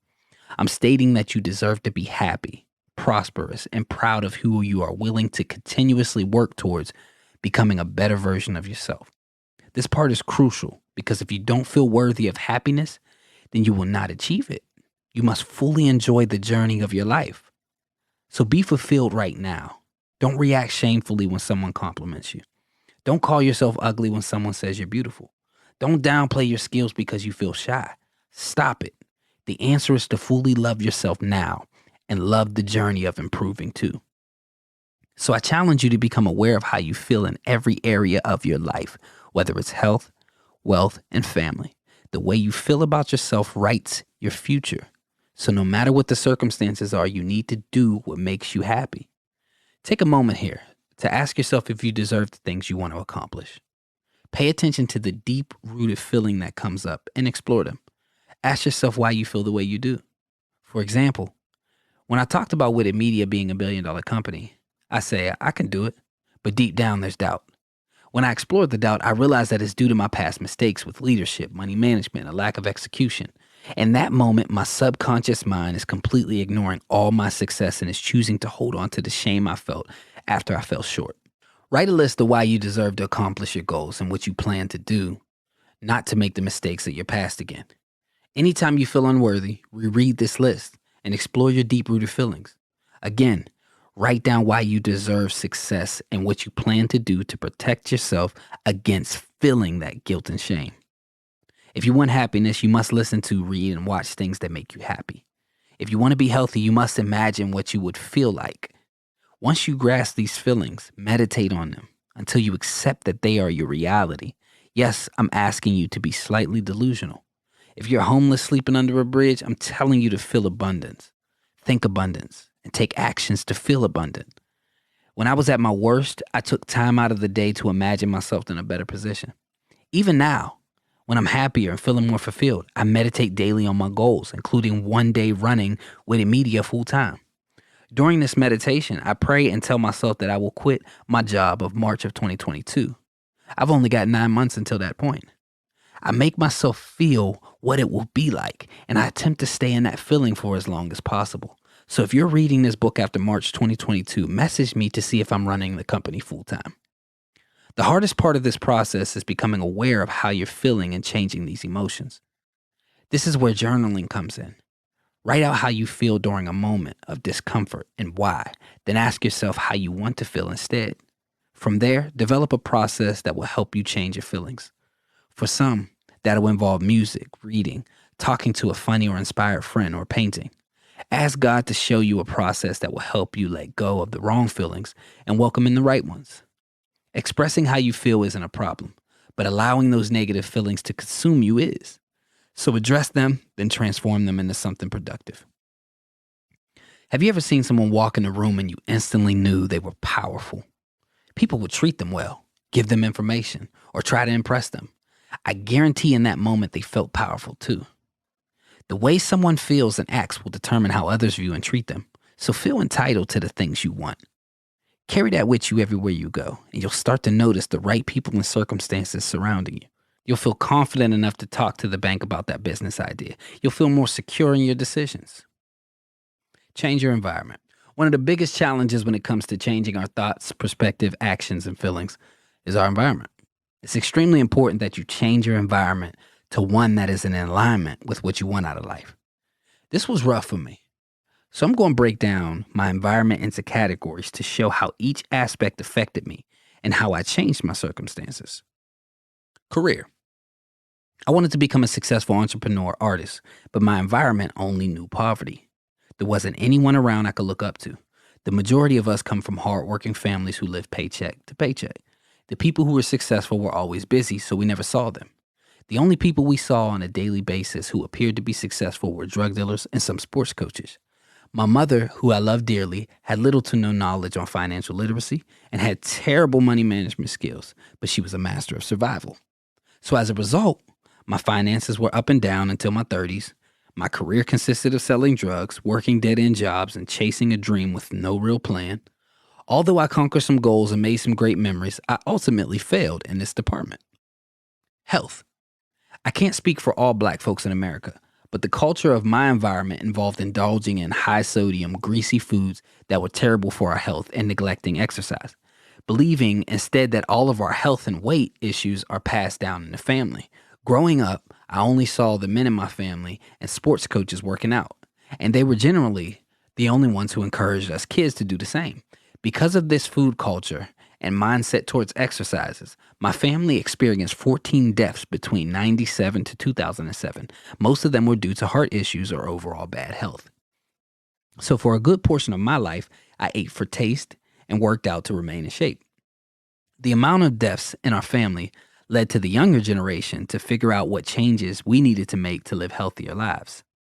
When Google and YouTube came out, we started looking into healthier eating, lifestyle choices, and inspired the rest of our family. But this was still met with resistance from the rest of the community.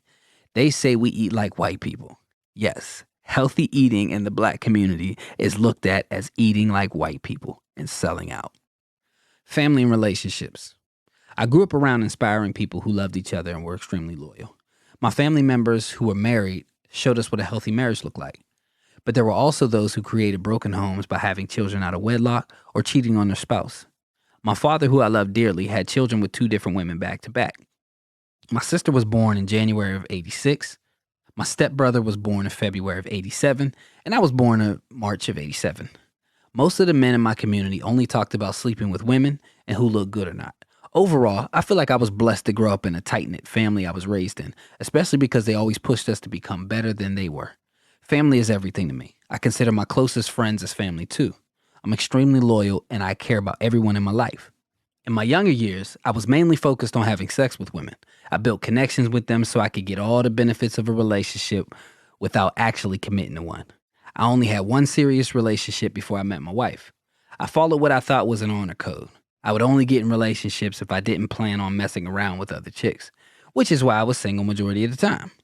But there was no honor in sleeping around because I was wasting everyone's time. When I settled down, I had no idea how to be a good partner, let alone a husband. It's all been a learning process, and I'm aware that I have a lot more learning to do. Spiritual. I grew up in a spiritual church-going family. We came together to pray anytime someone was in need or was dealing with an issue. I was taught to consult God for everything. As a result, I have a tight relationship with the Creator. I'm not much of a churchgoer at the moment, but I continuously study the principles of God and His Son and apply them to my life. As a poor kid living in a rough environment, I was determined to overcome my circumstances and figure out a way to change everything. Naturally, I've always been an observer and a listener. But this is hard to do when you don't have access to people who could take you where you want to go. But everything changed in January 2006. In the computer lab at my college, my homie Mar from Philly showed me a video on YouTube called Joey Jihad Knockout. It was a video of a guy from Philly who was rapping one moment that got knocked out and robbed the next. I remember laughing as he told me we could look up anything on this website. To test this theory, I said, look up lion videos. He laughed, put it in the search bar, and an entire page of lion videos came up. A light bulb went off in my head. I realized at that moment I could look up any question I'd ever had.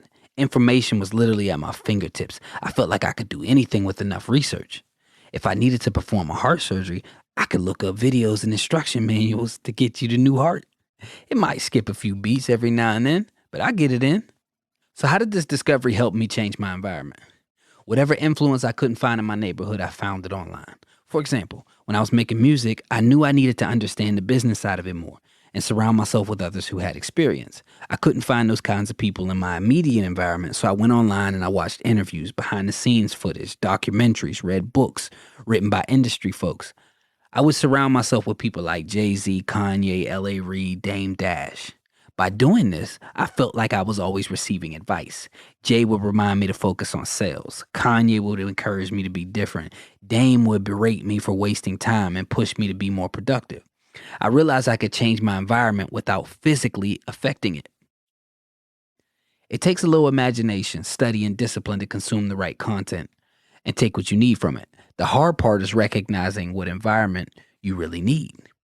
When I first started, I consumed any and everything. All this did was turn me into a conspiracy theorist. I'm not saying there isn't any truth to any conspiracies because I could see past all the BS we're taught.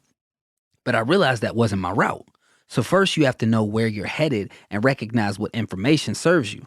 And then you need to figure out what environment you need to surround yourself with. I wasted a lot of time consuming unnecessary content. You don't have to do that. Be specific. If you want to develop financial literacy skills, then look up information about investing and saving and listen to the stories of people who have come from similar circumstances. If you want to break the cycle of abusive relationships, then read up on healthy relationships. Follow the stories of people who are in them and listen to TED Talks by therapists who work with clients on this every day. Another way to change your environment is by meeting new people. It's easy to build relationships with people who think and act just like you, but it's difficult to build relationships with people who are different from you. It's hard to connect with someone if you have nothing in common with them. Imagine working a dead-end, surviving job at Applebee's, but you want to build a relationship with the CEO. You'll most likely have nothing in common with them, and you'll probably look at life differently. The conversation would most likely end in awkward silence. I'll tell you from personal experience how I build relationships with people who have the knowledge to change my life. One of the way I build relationships with people is by adding value to their life and situations. When I meet someone, I ask as many questions as I can. I'm genuinely interested in people, and the more I hear about them and what they do, the more I think about how I can provide value to them. I don't go into any situation thinking about what I can get or take in return. I simply just add value. This could be information, a lead, a connection to another colleague, or a critique that would change their lives. This dynamic builds a natural relationship over time. Every now and then, I may have a question or need some advice, and this person could point me in the right direction or introduce me to someone who could help. So build up a reputation of adding value to others and doing things with the right intentions, and you'll build a network that is priceless. My boy Wales is great at this. When I first got to know him, his character stood out to me. As the years went on, he always reached out with information or a connection. I can count on one hand the amount of times he's asked me for anything, but I can't count how many connections, resources, and pieces of advice he's given me. I can only imagine what his network is like these days. Another way you can connect with people is to be a coachable student. Most successful people love to share knowledge and information, and they hate keeping it all to themselves. The problem is they don't want to speak if their words aren't going to be valued. Imagine spending an hour giving someone advice only for them to do the opposite of what you told them. That's a slap in the face because you could have used that hour to do something else. Also, when you get around smarter and successful people, shut up. Most people think that they have to impress successful people with big words and fascinating stories, but when it's time to learn, you have to shut up and listen because you'll most likely only have a limited amount of time with them. Let that person give you all the gems they have to offer. Don't try to prove your worth or with fancy words. Prove yourself by taking their advice and succeeding with it. If you show them you can imply the information they give, they will pour more into you. There's nothing more gratifying than being able to help someone level up. So when you find a potential mentor, let them know that you want to learn and you will not waste their time. You may need to pay them or book a consultation the first few times to get their attention. But if they know you're willing to put money behind yourself, they may take you seriously and give you the gems you need at no cost. One of the first times I did this was with Nate Giles. I saw he was working with Rock Nation and had a sit down with Gary Vee. So I had to see what this dude was doing and how I could replicate it for myself. Giles and I are the same age and we come from the rival towns. Most people would let that kind of thing get in the way, but I was not about to let pride get in the way of my progress. I reached out to him and told him I was willing to pay for a consultation. He told me I didn't need to pay him and that he would be in town soon and we could just chop it up. When we met, he said, "I'm not going to lie. You got everything it takes from talent to story, but I could tell you just make music to be the best. And that's it." It messed me up because I wanted to say, of course, why not? But I know that when someone is further along than you need to listen. So I replied, "What do you mean?" He told me that talent is important, but that my goals and intentions are more important. I could tell you make great music, then you just promote and you make good music again, he said. I was still shocked because I couldn't see anything beyond that. I always thought having talent and outworking everyone was the key to success. But I was wrong. I replied, "What would you do if you were in my shoes?" He said, "I would set goals outside of just views and releases." He said, "Let me give you an example." He said, "Did you see the interview I did with Gary Vee?" Well, that was a goal I set. Everything I did was with the intentions of reaching that goal. I followed Gary Vee on everything and turned on notifications so when he tweeted, I would see it first. I waited for months for an opportunity. Then one day, Gary posted his shoes. I quickly tweeted back telling him I would buy 15 pairs of shoes for 15 minutes of his time. He tweeted back saying he'll give me 5 minutes for 15 pairs of shoes, and I agreed. He tagged his assistant and told him to set up an appointment when I showed him the receipt. Long story short, I set a goal and reached it. You need to start doing this with music. Set goals for the big articles, shows, and features that you want. When you show fans the things you're doing, they'll become more excited and support you more. So many people have been messaging me since I posted that pic with Gary Vee. I also learned a lot from him. So set big goals and do everything you can to reach them. With that one conversation, Giles not only changed how I'd approach things moving forward, but he opened a can of worms regarding my upbringing and mentality. At that moment, I realized I was raised to be a master of defense, but I wasn't taught how to play good offense. But the conversation wouldn't have happened at all if I wasn't coachable, willing to invest in his time, and if I was too prideful because he was the same age as me or from a rival town. So I challenge you to become aware of your environment. Make sure you develop a personal environment that helps you reach your goals. I encourage you to become aware of your mindset, the thoughts you have, the words you speak, the feelings you express, and the way you view yourself and your actions. Take all of these things into account and determine what you're going to put your faith into. That is what Jesus was trying to teach us. He told us we would do greater things than him. Once we can direct all of these faith tools towards our purpose and goals, we can achieve anything. Don't become distracted like the people of Nazareth. Now take a minute to pause here and ask yourself what you want to accomplish. Research the people who have achieved these goals and either make a goal to have a conversation with them or read their books and watch their interviews. The goal isn't to be just like them. The goal is to see what habits help them achieve their goals, then figure out how you can apply these things to your life.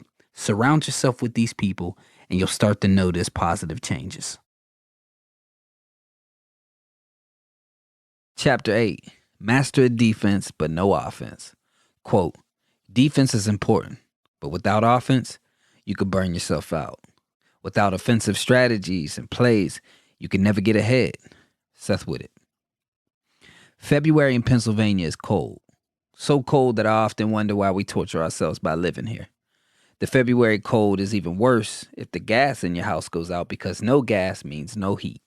Growing up, there were a number of times utilities went out in the house because of unpaid bills. As a single parent, sometimes things get tight, or one bill has to be sacrificed for something else.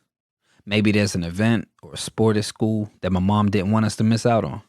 My father was still in the picture when it came to finances, but my mother was a prideful woman at times.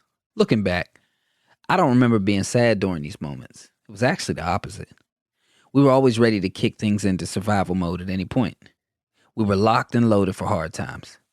My mother made sure to arm us for trials and tribulations. She would regularly call meetings in her bedroom and break things down to us, from what the problem was to how we were going to handle it. The heat is going out, so this is what we're going to do to handle this situation and survive, my mother would say, as we gathered around her bed. As a child, I remember saying to myself, this ain't shit. Let's go. We got this.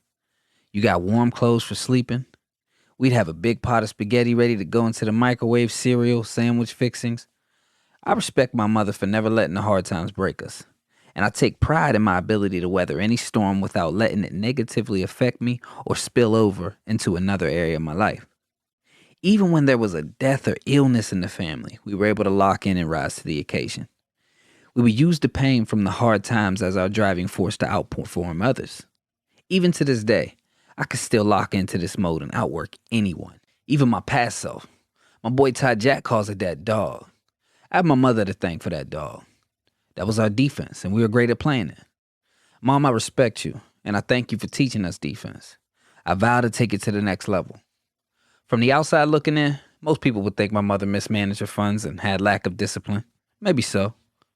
But when you're a single parent raising children in a high crime environment, when addiction runs in the family, and when your neighborhood threatens to take your children under, you don't have time to think about anything except surviving those conditions. That's why I'm determined to expand upon my mother's teachings and make her proud. One of the ways I took her guidance to the next level was realizing my family only played defense, which led to us hoping to win, but eventually losing. When we had an easier time, like during tax season when bills were paid and there was a little financial cushion, we would go shopping, relax, and do anything to enjoy the moment and take a load off because we just dealt with multiple hard times back to back, which is extremely exhausting. One day I was doing some research on how to market a music project. And in the video, the person said the difference between rich people and poor people is that rich people make things happen and poor people let life happen to them. This sounds so basic, but it made me realize that yes, we were masters of defense, but when it was time to play offense, we didn't have any plays. There was no vision to get ahead and actually win. I think a lot of people, especially those of us who come from a poor culture, play defense and never play offense. I believe people don't make offensive plays because they either misuse moments of comfort, attempt to hold on to money they have a negative perspective of financial success, or they're trying to be perfect. Just to be clear, here are some examples of offense and defense. Defense is when a problem happens, you work to get yourself out of that situation. This could be your car breaking down, health issues, bills getting backed up, issues in your home that require you to come up with a large sum of money, and any other situation that forces you to come up with a plan to get yourself out of the current circumstance. Now, playing offense is implementing a strategy to get ahead in a specific area in your life. Offensive strategy is something that people from all walks of life can partake in. This could be furthering your education and your area of expertise in order to grow your business, starting business account and forcing yourself to add $100 a month so that when a future investment opportunity presents itself, you'll have the funds to invest. Researching health and fitness, putting an exercise and diet plan together for yourself in order to get in shape and prevent health issues is also playing offense. Artists and entrepreneurs will set goals for expanding their customer base by hiring a mentor or reading a book to expand their knowledge or expertise. Any act of putting a detailed plan together with the intentions of progressing any area of your life is considered offense. Playing offense looks different for everyone. A poor person's office will most likely be a plan focused on reaching financial freedom. A rich person's office might involve putting a plan together to expand the business. Misusing moments of comfort. After going through a rough patch, it's normal for parents to want their children to feel like kids and have a moment of enjoyment. So when they get a little bit of money, they often plan a trip, outing, buy them some new clothes. This isn't just limited to parents and kids, though. Let's say you just got out of a bad relationship and you want to understand why things didn't go well and how you can improve and find a better partner next time. There's so much research, self-evaluating, and improvement that needs to be done. But comfort says you should relax and do nothing. A few weeks go by and you find someone new without doing any work on yourself. Eventually, that relationship goes bad too, and you're back in the same position, thinking that love isn't for you and that there's no good partners around. The problem with comfort is that the world will continue to move forward even if you're not. Don't get me wrong, taking some time to relax after going through hard times like death, abuse, or financial hardships is needed. So take some time for yourself. But in order to grow, there needs to be some focus on improvement.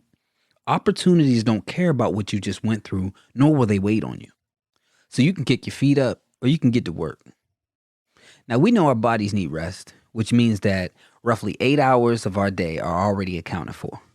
What you do with the 16 hours you have left determines whether you are progressing or slowly falling off. Imagine going to the gym and eating healthy every day for 13 years and getting amazing results. What do you think would happen if you stopped going to the gym? Would your muscles stay the same or would you lose all your progress? Now remember, comfort is the killer of advancement. I'm not telling you not to rest, but you should find brief moments of comfort. Set goals and not let the desire to be comfortable stop you from reaching them.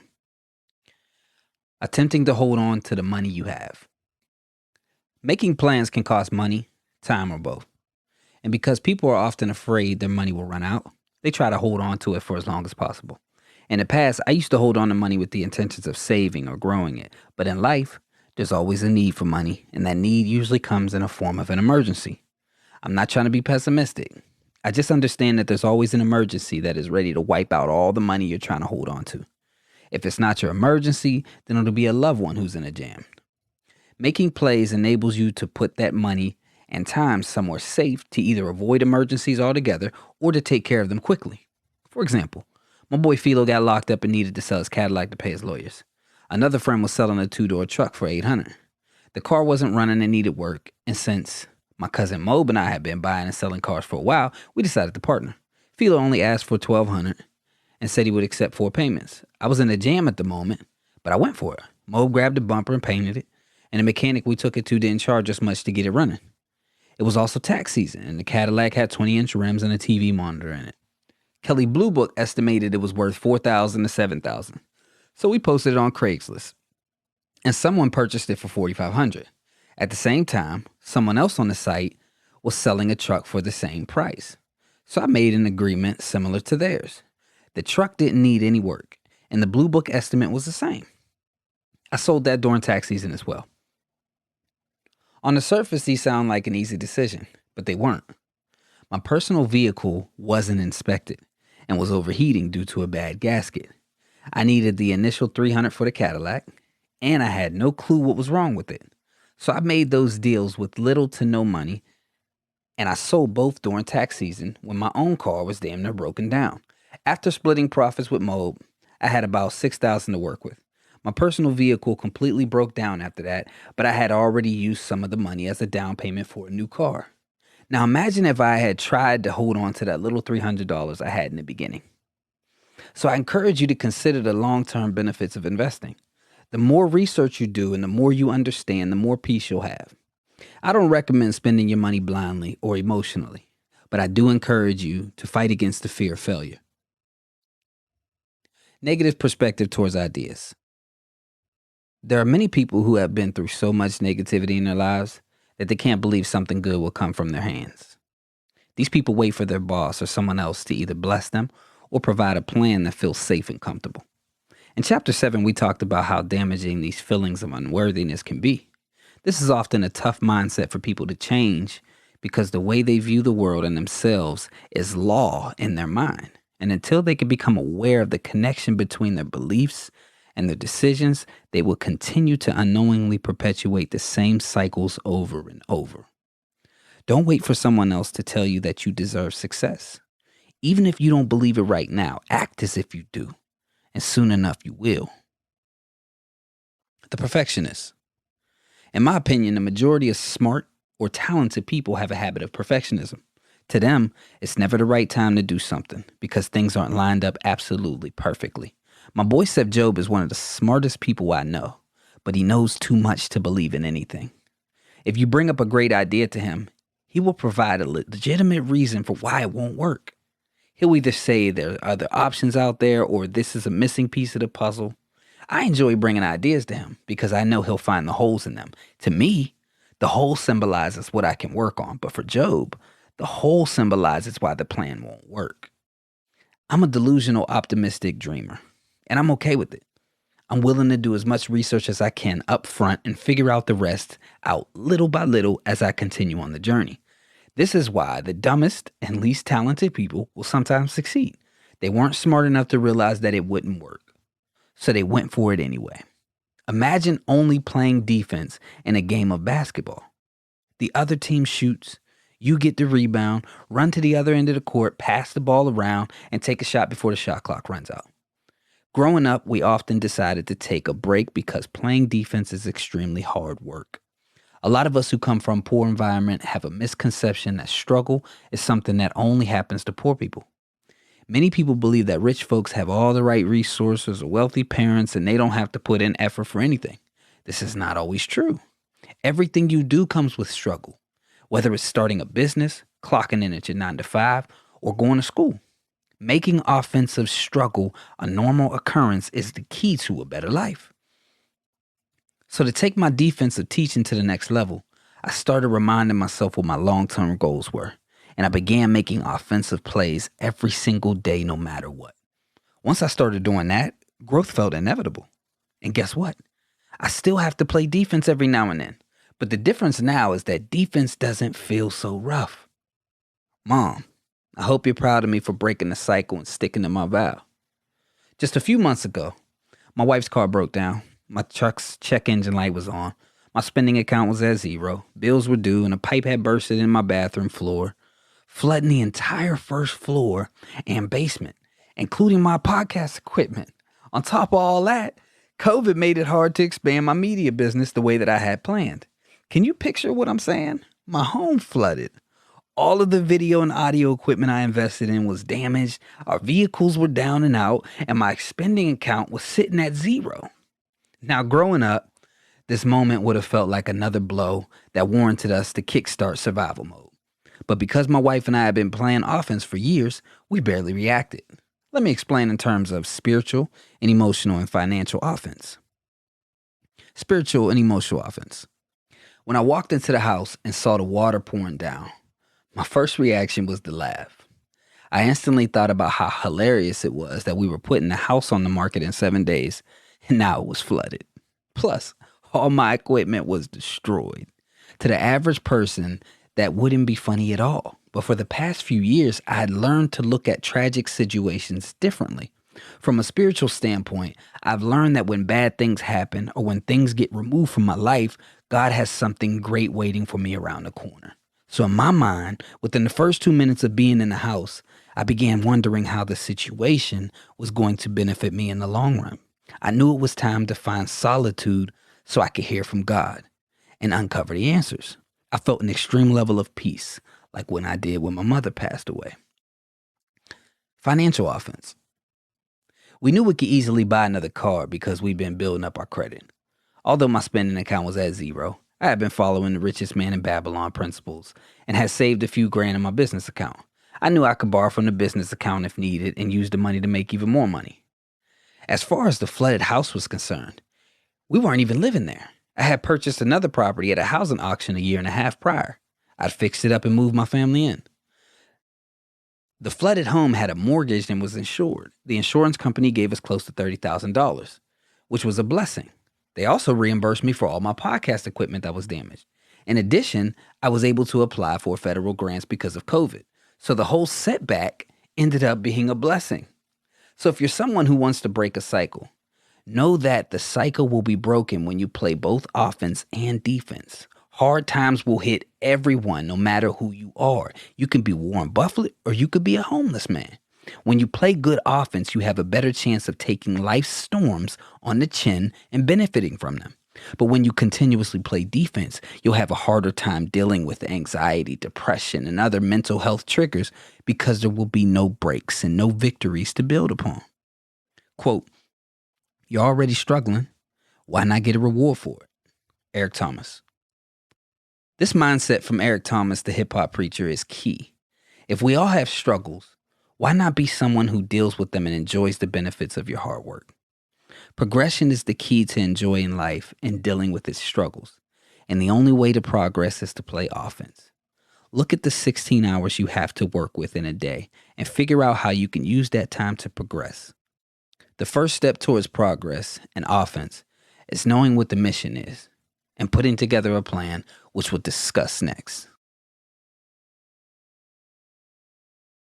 Chapter 9. What's the plan?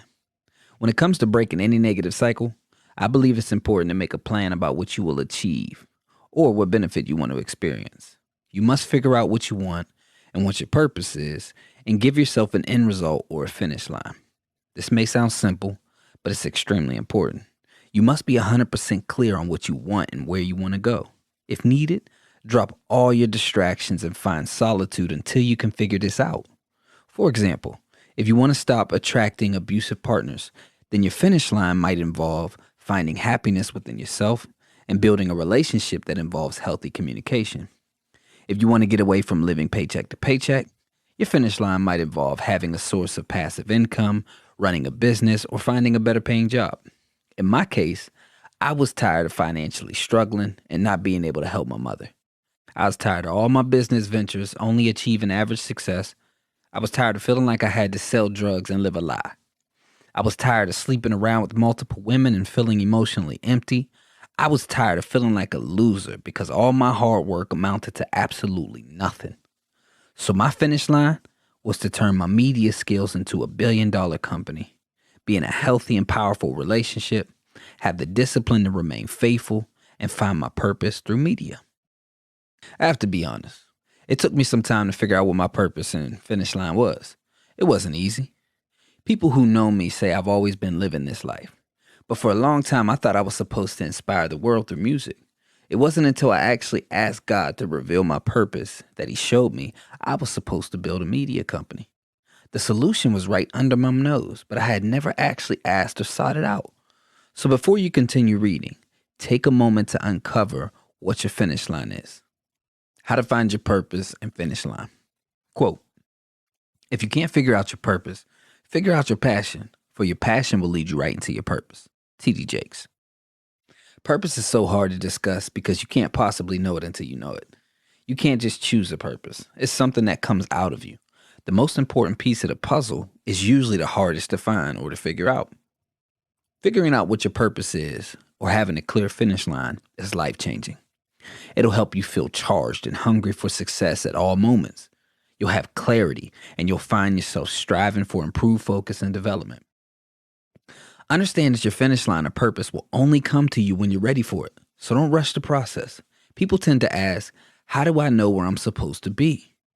Or, how do I make sure I'm ready? I'm sorry to tell you, but I don't have the answer. All I can say is that you must consciously want to be ready. Then you must recognize when you weren't ready in the past and learn from those moments. Has someone older ever given you advice that, at the time, you thought it was irrelevant, only for it to hit you years later? If so, you probably thought about where you would be or what you would be doing if you had listened the first time. I really want you to think about why you couldn't hear them at all at the moment. Why weren't you ready to internalize their message? If you could figure out what turned you off about receiving the message at that time, that's great. Maybe it was boredom.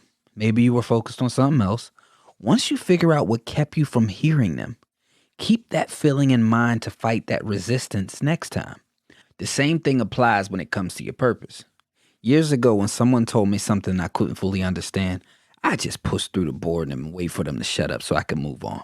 Now, I take that boredom feeling as a sign that they could be sharing a message that will take me to the next level. So now, I politely cut them off and I ask them to start over. I've become extremely curious and honest about what I don't understand, and I'm not afraid to pull my phone out and take notes. More often than not, I learn something groundbreaking in these interactions. Before we discuss more ways to find your purpose or finish line, let's discuss what it could feel like to not know your purpose or not have a finish line in sight. At certain moments, you may feel a sense of dissatisfaction, a lack of peace, a deep sadness. When your life doesn't match up with who you truly are, things will feel off balance. Do not ignore these feelings. Learn to take these signs as a message that you are missing the mark and need to adjust your daily habits. If you can never seem to feel at peace at your job, then you may not have the same energy or passion for it that you used to, which can cause you to feel upset. This could be a sign that there's more for you and it's time to move on. If the staff at your company is quitting, unhappy, and unmotivated, then maybe your company's strategy needs to change. Long story short, if you feel like good things aren't happening or you can't find peace in your current situation, then it's possibly a sign that it's time to make some changes. I can't speak for everyone, but the days I spent outside of my purpose were dark and depressing. Right now, I'm only halfway in my purpose because I'm still working a full-time job. I can still feel the burn anytime I'm not fully focused on the end goal. Now let's talk about how you could figure out your purpose. First, let me say I don't have a definitive answer for this one. No one does. I can only give you suggestions based on my personal story. Second, make sure you don't think too deeply into this. Your purpose could be simple, and you could miss it by thinking it's some grand idea, or you could overlook it by comparing yourself to others. I created content, videos, and music for years and never realized that my purpose was to start and run a media company. The only thing required to find your purpose is fully accepting that there is a purpose, fully believing that you will find it, feeling entitled to knowing it, and being ready to make the necessary changes. Ignore that inner voice that wants you to compare you to others or think about what others have to say. Just be present and honest without fear. Once you master this, you can avoid being like the teenager who refuses to listen to their elders. Here are some categories you can explore to find your purpose: your calling, problem solving, innovation, and service. I encourage you to pause after each section and write down how this category might apply to your life. It's important to not skip over this part because writing out these details will help you organize your thoughts and get some answers. Number one, your calling. People often say that your purpose is something God has called you to. In these cases, you'll feel something specific deep in your bones. You may have deep knowledge about this area, or you may be extremely passionate about it. What subject do you obsess over? Or are you willing to stay up all night doing or looking into? I've always been able to stay up for hours working on projects, researching topics, and editing small details that would drive the average person crazy. Another sign that you found your calling is if the tasks come easy to you. One thing that has always been easy for me is coming up with solutions to challenges. I didn't realize problem solving had been the heart and soul of my creations, but assessing problems and seeking solutions has been the driver of my purpose. Pause here and write down what field or industry you think your calling might be in. Like service to others, sports, nutrition. What field of work drives you the most? Number two, problem solving. The second category to explore is problem solving. Every one of us has a problem we're close to, a problem that can no longer be ignored or that we'll likely have both passion and solution for. Maybe you grew up in a poor neighborhood and you think you have a solution. Maybe you're someone who continues to stay in an unhealthy, possibly abusive relationship. You may not know how to change the actions of other people, but you can figure out what it is about you that keeps attracting the same type of person. Whatever your situation is, it's important to spend time figuring out a realistic solution for the problem you're currently facing. Number three, innovation. The third category you should focus on is innovation. You could be someone who creates a niche to something to take it to another level. Everyone has faced specific situations that have exposed them to different walks of life and have given them different perspectives on the world. Sometimes these experiences can help someone connect dots in a way they wouldn't have been able to if they didn't have a diverse upbringing. Think about the first preacher who collaborated with a musician and gave the people what we know now as praise and worship or gospel music. Think about Steve Jobs, who had a vision to put a computer and a telephone together and make it small enough to fit in your pocket. Think about the hip-hop pioneers who combined disco beat with spoken word. So understand that every unique circumstance you've been forced to experience, whether it was positive or negative, was giving you an opportunity for innovative discovery. As a child, businessman Robert Kiyosaki's parents were both financially stagnant school teachers, but his friend's father was a growing entrepreneur. This glimpse into another life gave Kiyosaki the drive to eventually write Rich Dad, Poor Dad, a personal finance guidebook. Similarly, imagine a woman who grew up in a family that owned real estate and taught her the ins and outs of business. Later in life, that young woman ends up in a 10-year abusive relationship. When she finally breaks free from that relationship, she decides to start a nonprofit for women who have somewhere to go when they're abused. Combining her real estate knowledge and her experience with abuse allowed her to create a women's shelter. Service. The last category to think about is service. How can you serve others with the gifts, talents, and insights that you have? Now, I'm not saying you should put others before you or be a people pleaser, but how can you use your gifts to serve others and add value to their lives? Many successful entrepreneurs often talk about how people can make money with their innate gifts and talents. This goes back to figuring out what comes easy to you. And I'm definitely not against strategy. However, I've always been more interested in the brands that have been around forever and have built a powerful reputation. To me, the people and companies that put serving others first make more money in the long run than those who simply chase money. For example, Amazon may look like a company that is after maximum profit, and of course, maximum profit is on their agenda, but its first goal is figuring out how it can best serve its customers. Amazon originally took off because it made online book shopping easier for consumers. It eventually expanded its services to virtually every product on the market. The first question they asked themselves is, how can we make the shopping experience faster and easier for the consumer? And just to be clear, I'm not saying Jeff Bezos, Steve Jobs, Mark Zuckerberg aren't thinking about how they can make money. I'm simply stating that they also focus on how can they serve others and solve problems. Take a deeper look into companies that are no longer around, like Verve energy drinks. I remember when this product was the hottest thing smoking, but the company ended up shutting down due to their business practices. According to its nutritional facts, Verve was a healthier energy drink with less sugar and sodium compared to Monster energy drinks. But because the company's executives chose to invest in their company using a pyramid scheme, they destroyed everything they built. Other examples of fallen companies are Circus City, Toys R Us, BlackBerry, MySpace.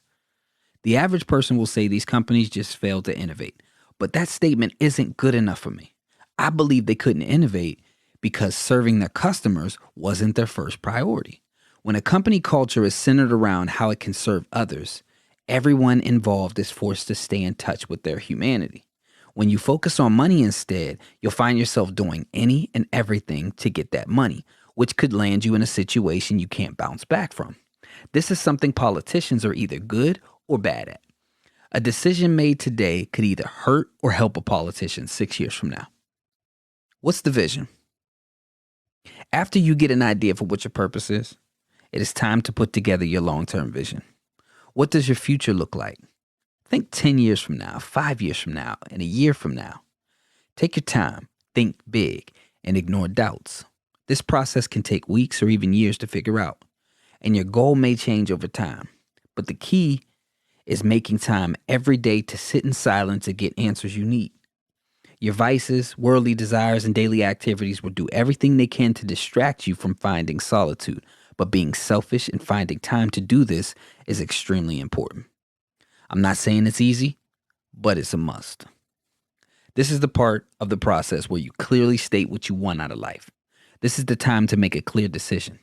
A lot of people will say they are not happy in their current job, relationship, or life, but if you ask them what they want or what their future vision is, they can't answer.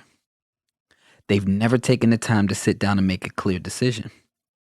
Pause here and ask yourself, what do I want? Be specific. Do you have an answer to that question right now? Most people do not. So take your time and think this through. However, avoid overthinking. This isn't about being perfect, and you definitely shouldn't stress over it. Listen to yourself and find answers in peace. As you continue to sit in solitude, your vision will become clearer and change for the better. So if you haven't already, pause here and start writing out what you want. Ignore the doubts and critical voices from yourself and others. No one has to know what you've written. Just be free and write until you come to a bold conclusion of what you want. Once you've made a firm decision about what you want your future to look like in 5 to 10 years, you can work backwards and plan out what needs to be done monthly, weekly, and daily to reach that long-term goal. You not only need to know what tasks need to be done daily, but you also need a process for keeping yourself on track. It is easy to get distracted. So some people create vision boards or physically write out their goals so they are always visible. I use the Notes app on my phone and Google Docs to keep my vision and plans organized. I have one note for my long-term vision and a separate one for my weekly vision. Once a week, I look at the long-term vision and make changes if needed. Then I set my goals for the week and write them on a weekly goals page. At the end of the week, I can physically see what goals I accomplished and what still needs to be done.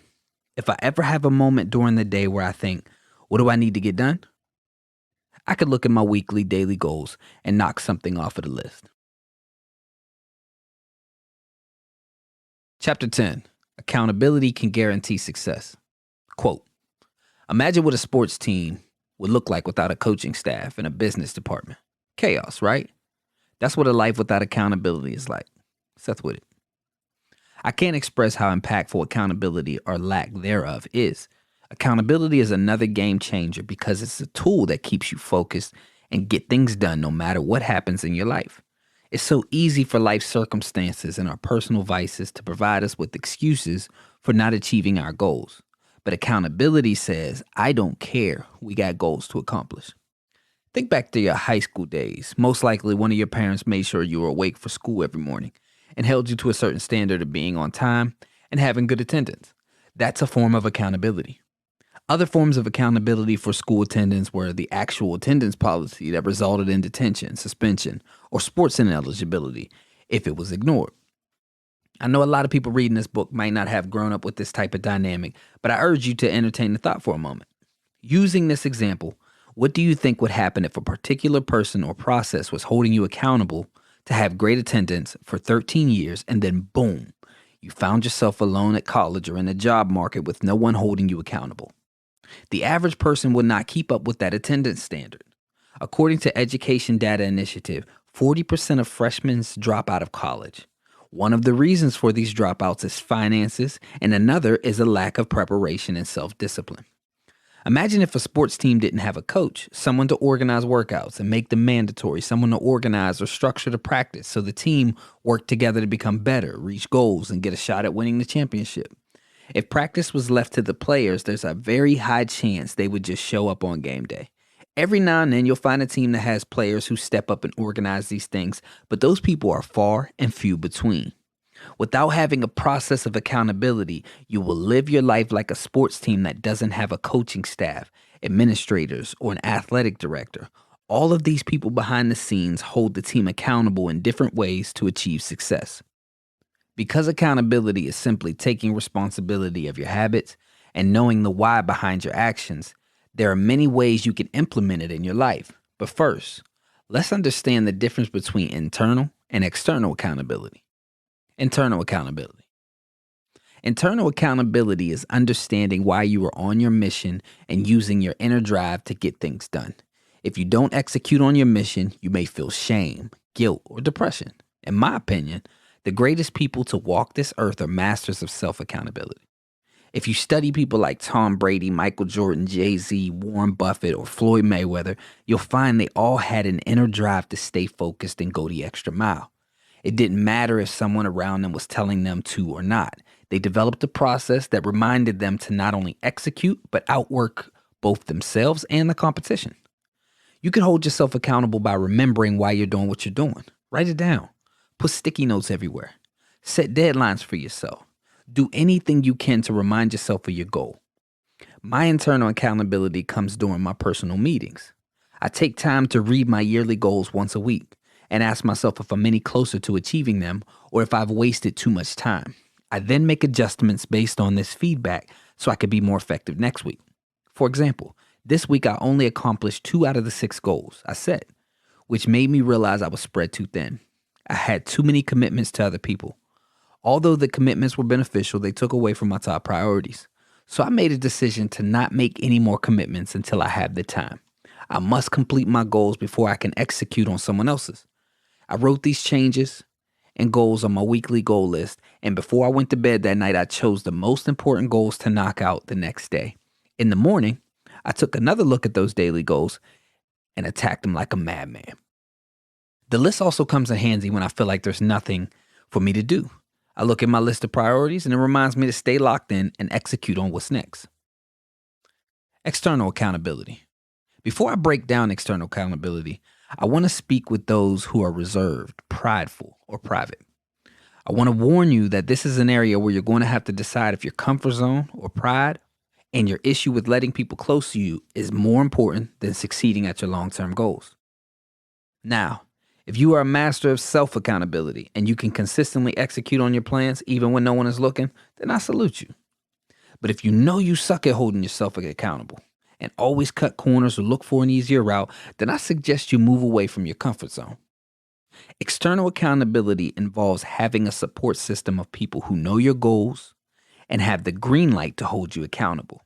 They're the annoying mentor, brother, sister, cousin, or friend who doesn't care how you feel and pushes you towards your goals no matter what.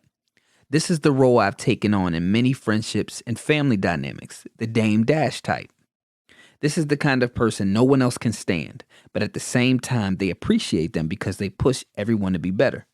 I know I annoy my family, but I also know they're more likely to execute on their plans if they know they're going to have to see me soon. I'm cool with being that guy. If you're the person in your family, keep applying pressure and be okay with people being frustrated with you behind your back. External accountability can also come in the form of results or lack thereof. Let's say you have a plan to eat healthier, work out, lose 20 pounds in 2 months. If a month goes by and you've gained 5 pounds, then the results are letting you know that those 3 workouts plus cheat meals and late night snacking are to blame. You must stick to the script until you see results.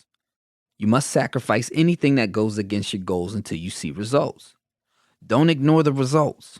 Whether they're good or bad, people often say, but I do work out, Or I don't eat fast food like that. But unless you have some underlying health issues that's keeping you from staying on track, the results don't lie. Public accountability is another form of external accountability. Say you want to put out content every day on social media. You could do it yourself, or you could tell your friends that you plan on posting every day for the next 30 days and you want them to hold you accountable. For this to work, you must swallow your pride and step outside of your comfort zone. If you don't feel like there's anyone in your life who could hold you accountable, it could be because you're interested in something other people aren't. Everyone around you is pessimistic and you don't trust their viewpoints. Or you only want to be held accountable by people who have succeeded in the area you're focused on. This was me. So I began following the people I looked up to on social media, like Jay-Z, Eric Thomas, Gary Vee, Steve Jobs, Marcus Garvey, Muhammad Ali, and a few others. I consumed myself with their content when I was working out or driving. I could literally hear them in my ear throughout the day holding me accountable. Take advantage of social media. Join appropriate groups. Follow experts in your field and hire a mentor. Unfollow anyone or anything that doesn't encourage growth or accountability. Next, take advantage of group chats. My boy Mike Wells put together a group chat with at least 12 guys who are entrepreneurs, investors, or interested in investing. We text and talk about investing of all types, and we grow together. I'm in another group that's focused on Black empowerment, another with folks in music and media industry, and another that is funny and inspiring. The last tip that has been the most helpful me is to create a personal advisory board. I noticed that successful individuals like Jay-Z, Warren Buffett had an advisory board, and in the mental health field, all of the clients had a support team from payees, finances, nurse, doctor, day-to-day staff, behavioral specialists, and support coordinators who make sure that everyone does their job. Only the wealthy, adults with mental health and emotional diagnosis, and children with developmental issues have access to support teams that intentionally focus on their personal and professional development. So I decided to start my own. I took notice of the areas of my life that could use an extra pair of eyes and asked people who were experts in these areas to invest an hour a month to meet with me and the other board members. This group of people helps me make sure my vision and my goals are clear, holds me accountable, gives me insight and feedback, exposes my blind spots, and generally assists me with anything they can. There are so many ways you can be held accountable. Do not overlook this step because accountability can and will push you ahead faster. Execution. The last step is simple and plain. Every day, focus on executing on your important goals. Avoid being distracted by the small tasks that get you nowhere. My wife and I argue all the time because I sometimes leave the house a little messy or take a while to put my laundry away. To her, I'm sloppy, but for me, that 30 minutes spent folding is a waste of time. I'd rather sacrifice folded laundry and use that time for an important task that'll generate me enough money so I can eventually hire someone to fold my laundry. I understand why she's willing to spend her time cleaning because it's therapeutic and her moment of solitude, but it does the opposite for me. I hate it. And when I do clean, I often rush to finish as fast as possible and get back to doing something relevant to my mission. To me, I'm just going to end up washing these clothes again and eventually throwing them away. There's no long-term gain in folding them. It can wait. Chapter 11. Showing results is the best way to inspire others. Quote, "When I get rich, we all get rich. No more licks, we out the bricks, and that's it." Seth Whitted, Rough Draft. If you come from a low-income, high-crime area, most likely the people in your community are going through similar hardships. People are close-knit, and in my opinion, these collective struggles bring the community closer together, causing your neighbors to want to see you win. Yes, there are selfish people who don't want someone else getting ahead, especially before them, but it's easy to recognize them. The majority of the people you know are in tough situations like yourself, and they want more too. I've always been family and community oriented, and I've always wanted others to do better. If I learn something valuable, I want others to learn it as well. If there was money to be made, I was the guy who made sure everyone knew about it so they could take advantage. Taking care of everyone else around me has always been a dream of mine. I used to always say in my music, when I get rich, we all get rich. And I meant that. And I still do till today.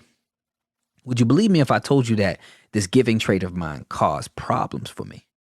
For one, it distracted me. It also causes me to feel a lot of guilt and shame. And it has even caused me to unconsciously self-sabotage. This giving trait is actually people-pleasing disguised as being a good man who cares about everyone. It runs so deep for me that I take it as my personal responsibility to make sure my friends, loved ones, and community grow with me. It wasn't until recently that I figured this out about myself. My wife had been trying to show me this blind spot for years, and I just thought she couldn't understand because she wasn't the giving type. The only reason I was able to see this people pleasing trait for myself was because I followed my rule of principles of exploring all the criticism my loved ones give me.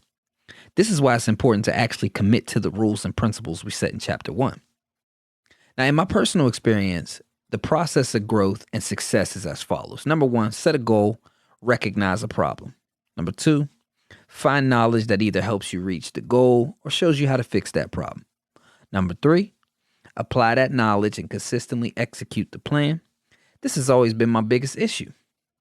The key word is consistently because I always put projects out, met deadlines, and accomplished my goals. But the moment I started to outgrow others or gain some momentum that would separate me from those around me, my people-pleasing voice would remind me that I needed to bring them along. So I would shift my focus to presenting the information to family and friends and coworkers and making sure I was getting the message through. But the opposite happened. I normally managed to get 2 out of 10 people to understand me, but the other 8 would dismiss the information, argue that they don't believe in it, or be halfway invested.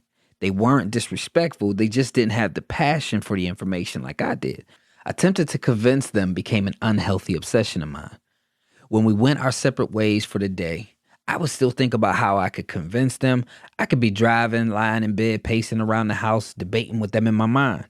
Like, why can't you see this? I started vlogging the information like a motivational speaker, hoping they would listen. It took over the music I was making. I would seize every opportunity to teach what I had learned. It was an addiction I had a hard time breaking. Quote, people don't do what you tell them to do. They become who you are. Eric Thomas. One day my wife said, you always trying to help people and all they do is waste your time. Look at how much time you spent helping this person only for them to not do anything with what you told them. She was right. I was busy trying to fix people who had never asked for my help in the beginning. I started exploring this idea by simply Googling, why do I try to help everyone? Months of looking into this and learning about people-pleasing behavior reminded me of the time I spoke at a local high school. Every 3 months, Miss Tammy Collier invited a group of alumni men to come back and speak with the young men at the school. When I spoke, I remember some of the kids listening, some dozing off and others not fully engaged.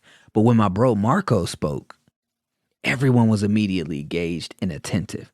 At that moment, I realized one of the many solutions to my problem. Marco had grown to be one of the few successful entrepreneurs on this side of Pennsylvania. When the kids saw him, they saw his nice cars, barbershop, fresh outfits.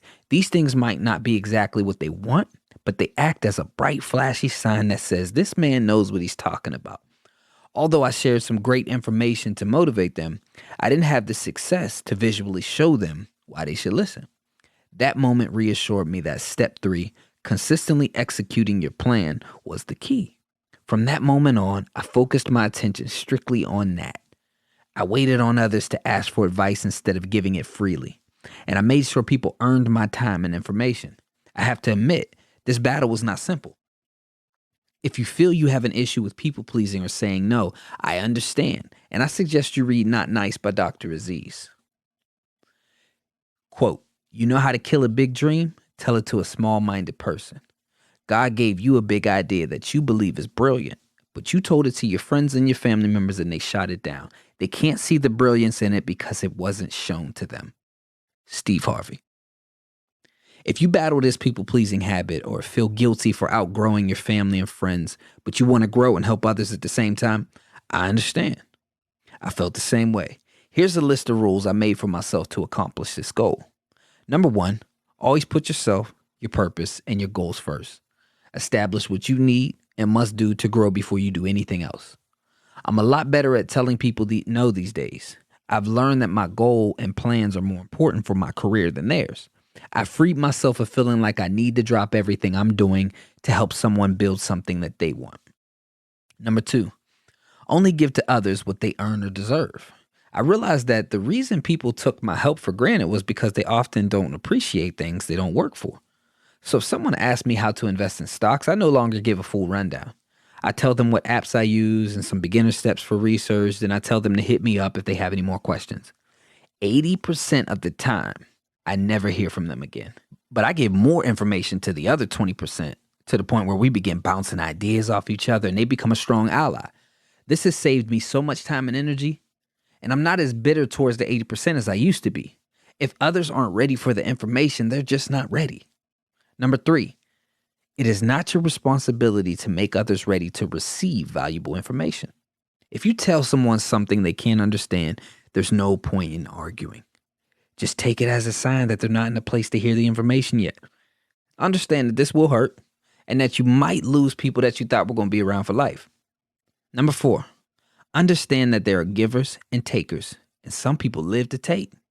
They may not realize they're a taker, but when you make sure you're taking care of yourself, you will disrupt their process and they may take it personally. This is a good time to clear your space of people who aren't good for you. Number 5, less convincing and more consulting. If you have valuable information to share that others want to know, make them pay for it. After all, your time is money. In 2019, I began my real estate journey by researching real estate's power to take me to the next level financially. I learned obsessively for months preparing for a housing auction that was coming up. A few like-minded friends and colleagues had already succeeded at this process, so I swallowed my pride and consulted with them in the areas I was unsure about. And as I learned more for myself, I shared more information with them. Normally, when I'm deeply immersed in a new subject, I call everyone I know to tell them about the new venture.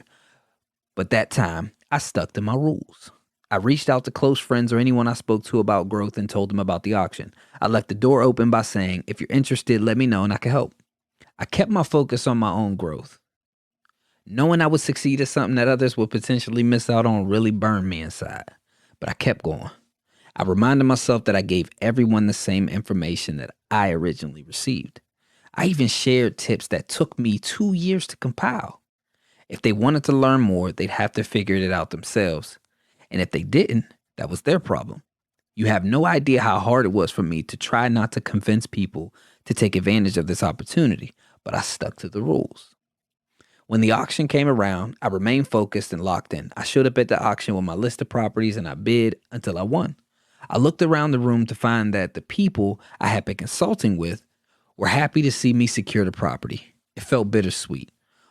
On one hand, I had just taken a huge step for my family, and I smelled blood in the water because I realized I could do anything if I locked in like that every time. But on the other hand, I felt like I had left people behind.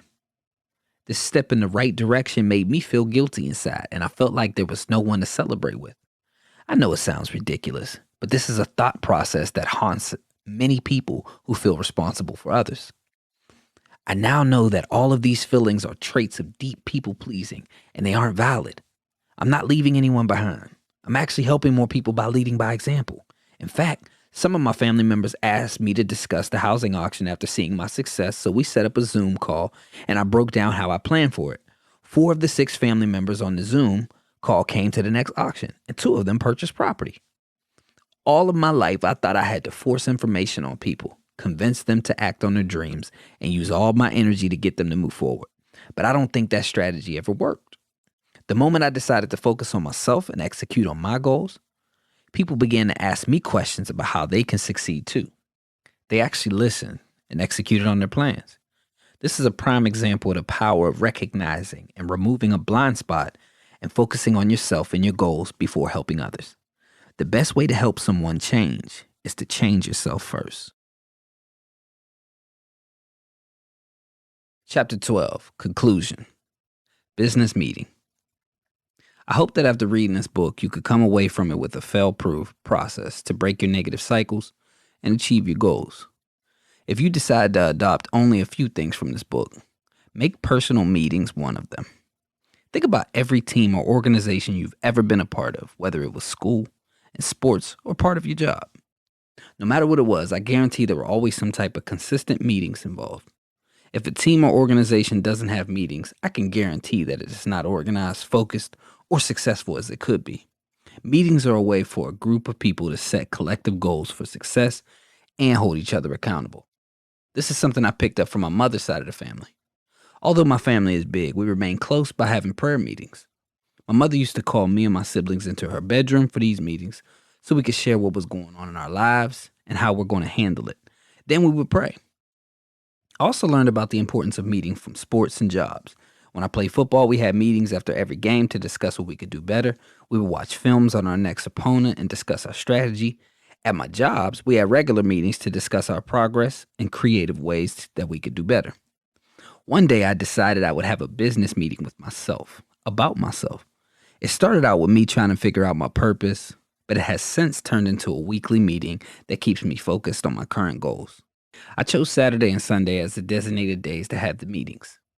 The meetings are broken down into 6 sections: faith, health, fitness, family, creativity, witted media, and wealth and investments. When I first started, I had way too many categories, and I realized that nothing was getting accomplished because I was spread way too thin. I decided that in order to be productive, I would need to focus on just a few things. I decided that these 5 categories were what I valued the most, and I cut everything else. Before I begin my meetings, I read or listen to some of the books on my reading list. The books I choose are based on the skills I'm trying to develop or learn. For example, I'm currently reading Getting to Yes by Roger Fisher and William Ury to develop my negotiation skills. Your Next 5 Moves by Patrick Bet-David to develop more leadership skills. Black and White by Richard Williams, father of Venus and Serena Williams, for some parenting and marriaging tips. The Bible, Not Nice by Dr. Aziz to get to the root of my people-pleasing addiction. And Power to Heal to increase my faith and to use it the way Jesus did. Reading is a critical part of my self-improvement journey because it helps me add to my long-term goals and adjust how I approach my short-term goals. After reading, I can make adjustments to my long-term goals if needed, and then I begin my meeting. I have 2 notepads on my phone and computer. One's titled Long-Term Goals, and the other is Short-Term Goals. At the top of each notepad is the mission statement for my life. Yes, I wrote a mission statement for my life. My mission statement is written in future tense because I believe that envisioning the destination is key in actually reaching it. My mission statement reads, I am a man of God who influences billions of people at all times. I protect, provide, and lead my family to true happiness and will show them how to find it. I use media and entertainment to teach God's principles. I have the most consistent multimedia empire which profits billions. The company helps artists and other companies get exposure to the entire world. I am the most successful artist of all times. When I die, my legacy will inspire thousands of generations. After I read the mission statement, I go through each category. I cross-check both my long and short-term goals and remove everything I've accomplished that week. Next, I look at my long-term goals and decide what's most important for me to accomplish the next week so I can get closer to that goal. I write this on the short-term goal list. Here's what I came up with from my last meeting: faith. The long-term goal: God said I'll have faith to move mountains, prosper, and heal the sick. Short-term goal: read or listen to something about faith every day. Number 2, health and fitness. The long-term goal is to be in shape and healthy for family and to get rid of this leaky gut. B, short-term goal: no bread, french fries for the next month. I can only drink alcohol during special occasions, work out at least 4 days this week, only eat animal every other day, and follow the leaky gut diet except on special occasions. Under family goals, the long-term goal is raise children that work for everything they want, make sure your wife feels special, find the dream home. The short-term goal to reaching that is reading about fathers of successful people, finish Richard Williams' book, do one special thing this week for your wife, sit down with your wife and put together a clear vision of what you both want in a dream home. Creativity, long-term goal is to write a New York Times best-selling book. B, short-term goal is finish writing chapter 12 of the book, organize the table of contents, and come up with the official title. Under witted media, the long-term goal is get the business fully operational so I can work full-time. Short-term goal: hire an ad manager who can find sponsor ads, develop segment, meet with social media manager once a week, hire a grant writer to find grants for business operations. Wealth and investments, the long-term goal is find commercial property and get an understanding of NFTs. The short-term goals is ask realtors about commercial properties and find an hour a day this week to look through properties. Take 20 minutes to look up information about NFTs. The point of the weekly meeting is to organize my priorities so I can enjoy my family, grow as a man and a father, get my health and fitness together, enjoy my hobbies, and try to achieve my long-term goals as soon as I can. Basically, my goal is to create balance in my life that is centered around my purpose. Quote, success is the sum of small efforts repeated day in and day out. Robert Carrier. Your meeting doesn't have to be the same as mine, but it's important to have some form of a meeting with yourself so you can stay focused and get closer to your goals without wasting time. Each week, adjust the topic of your meeting to best fit your life. This process will not only help you break your negative cycles, but it will also encourage you to take things to another level. This takes discipline and dedication. It is not easy, but it is a must. Pause once more and come up with a meeting schedule for yourself. It may be difficult to dedicate yourself to this at first, but once you get in the groove, it'll run smoothly. After you decide on a day, make a few categories you would like to cover. Start with what you value the most, and try not to list too many things at once. If you made it to the end of this book, you're someone who's hungry and eager to change your life. With this book, I hope to inspire others to get out of their own way and write their own stories. We all have gifts and the ability to find our purpose. We also all have vices and internal battles that prevent us from reaching our full potential. This book is here to remind you that your success and desires do not care about your circumstances. No matter what you're going through or how you feel, life is going to keep moving. I challenge you to look at the negative circumstances you experience as obstacles you will overcome instead of reasons you should quit. It is key to figure out what is holding you back and come up with a plan that can protect you.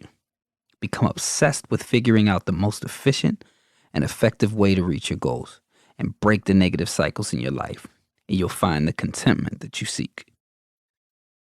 The end.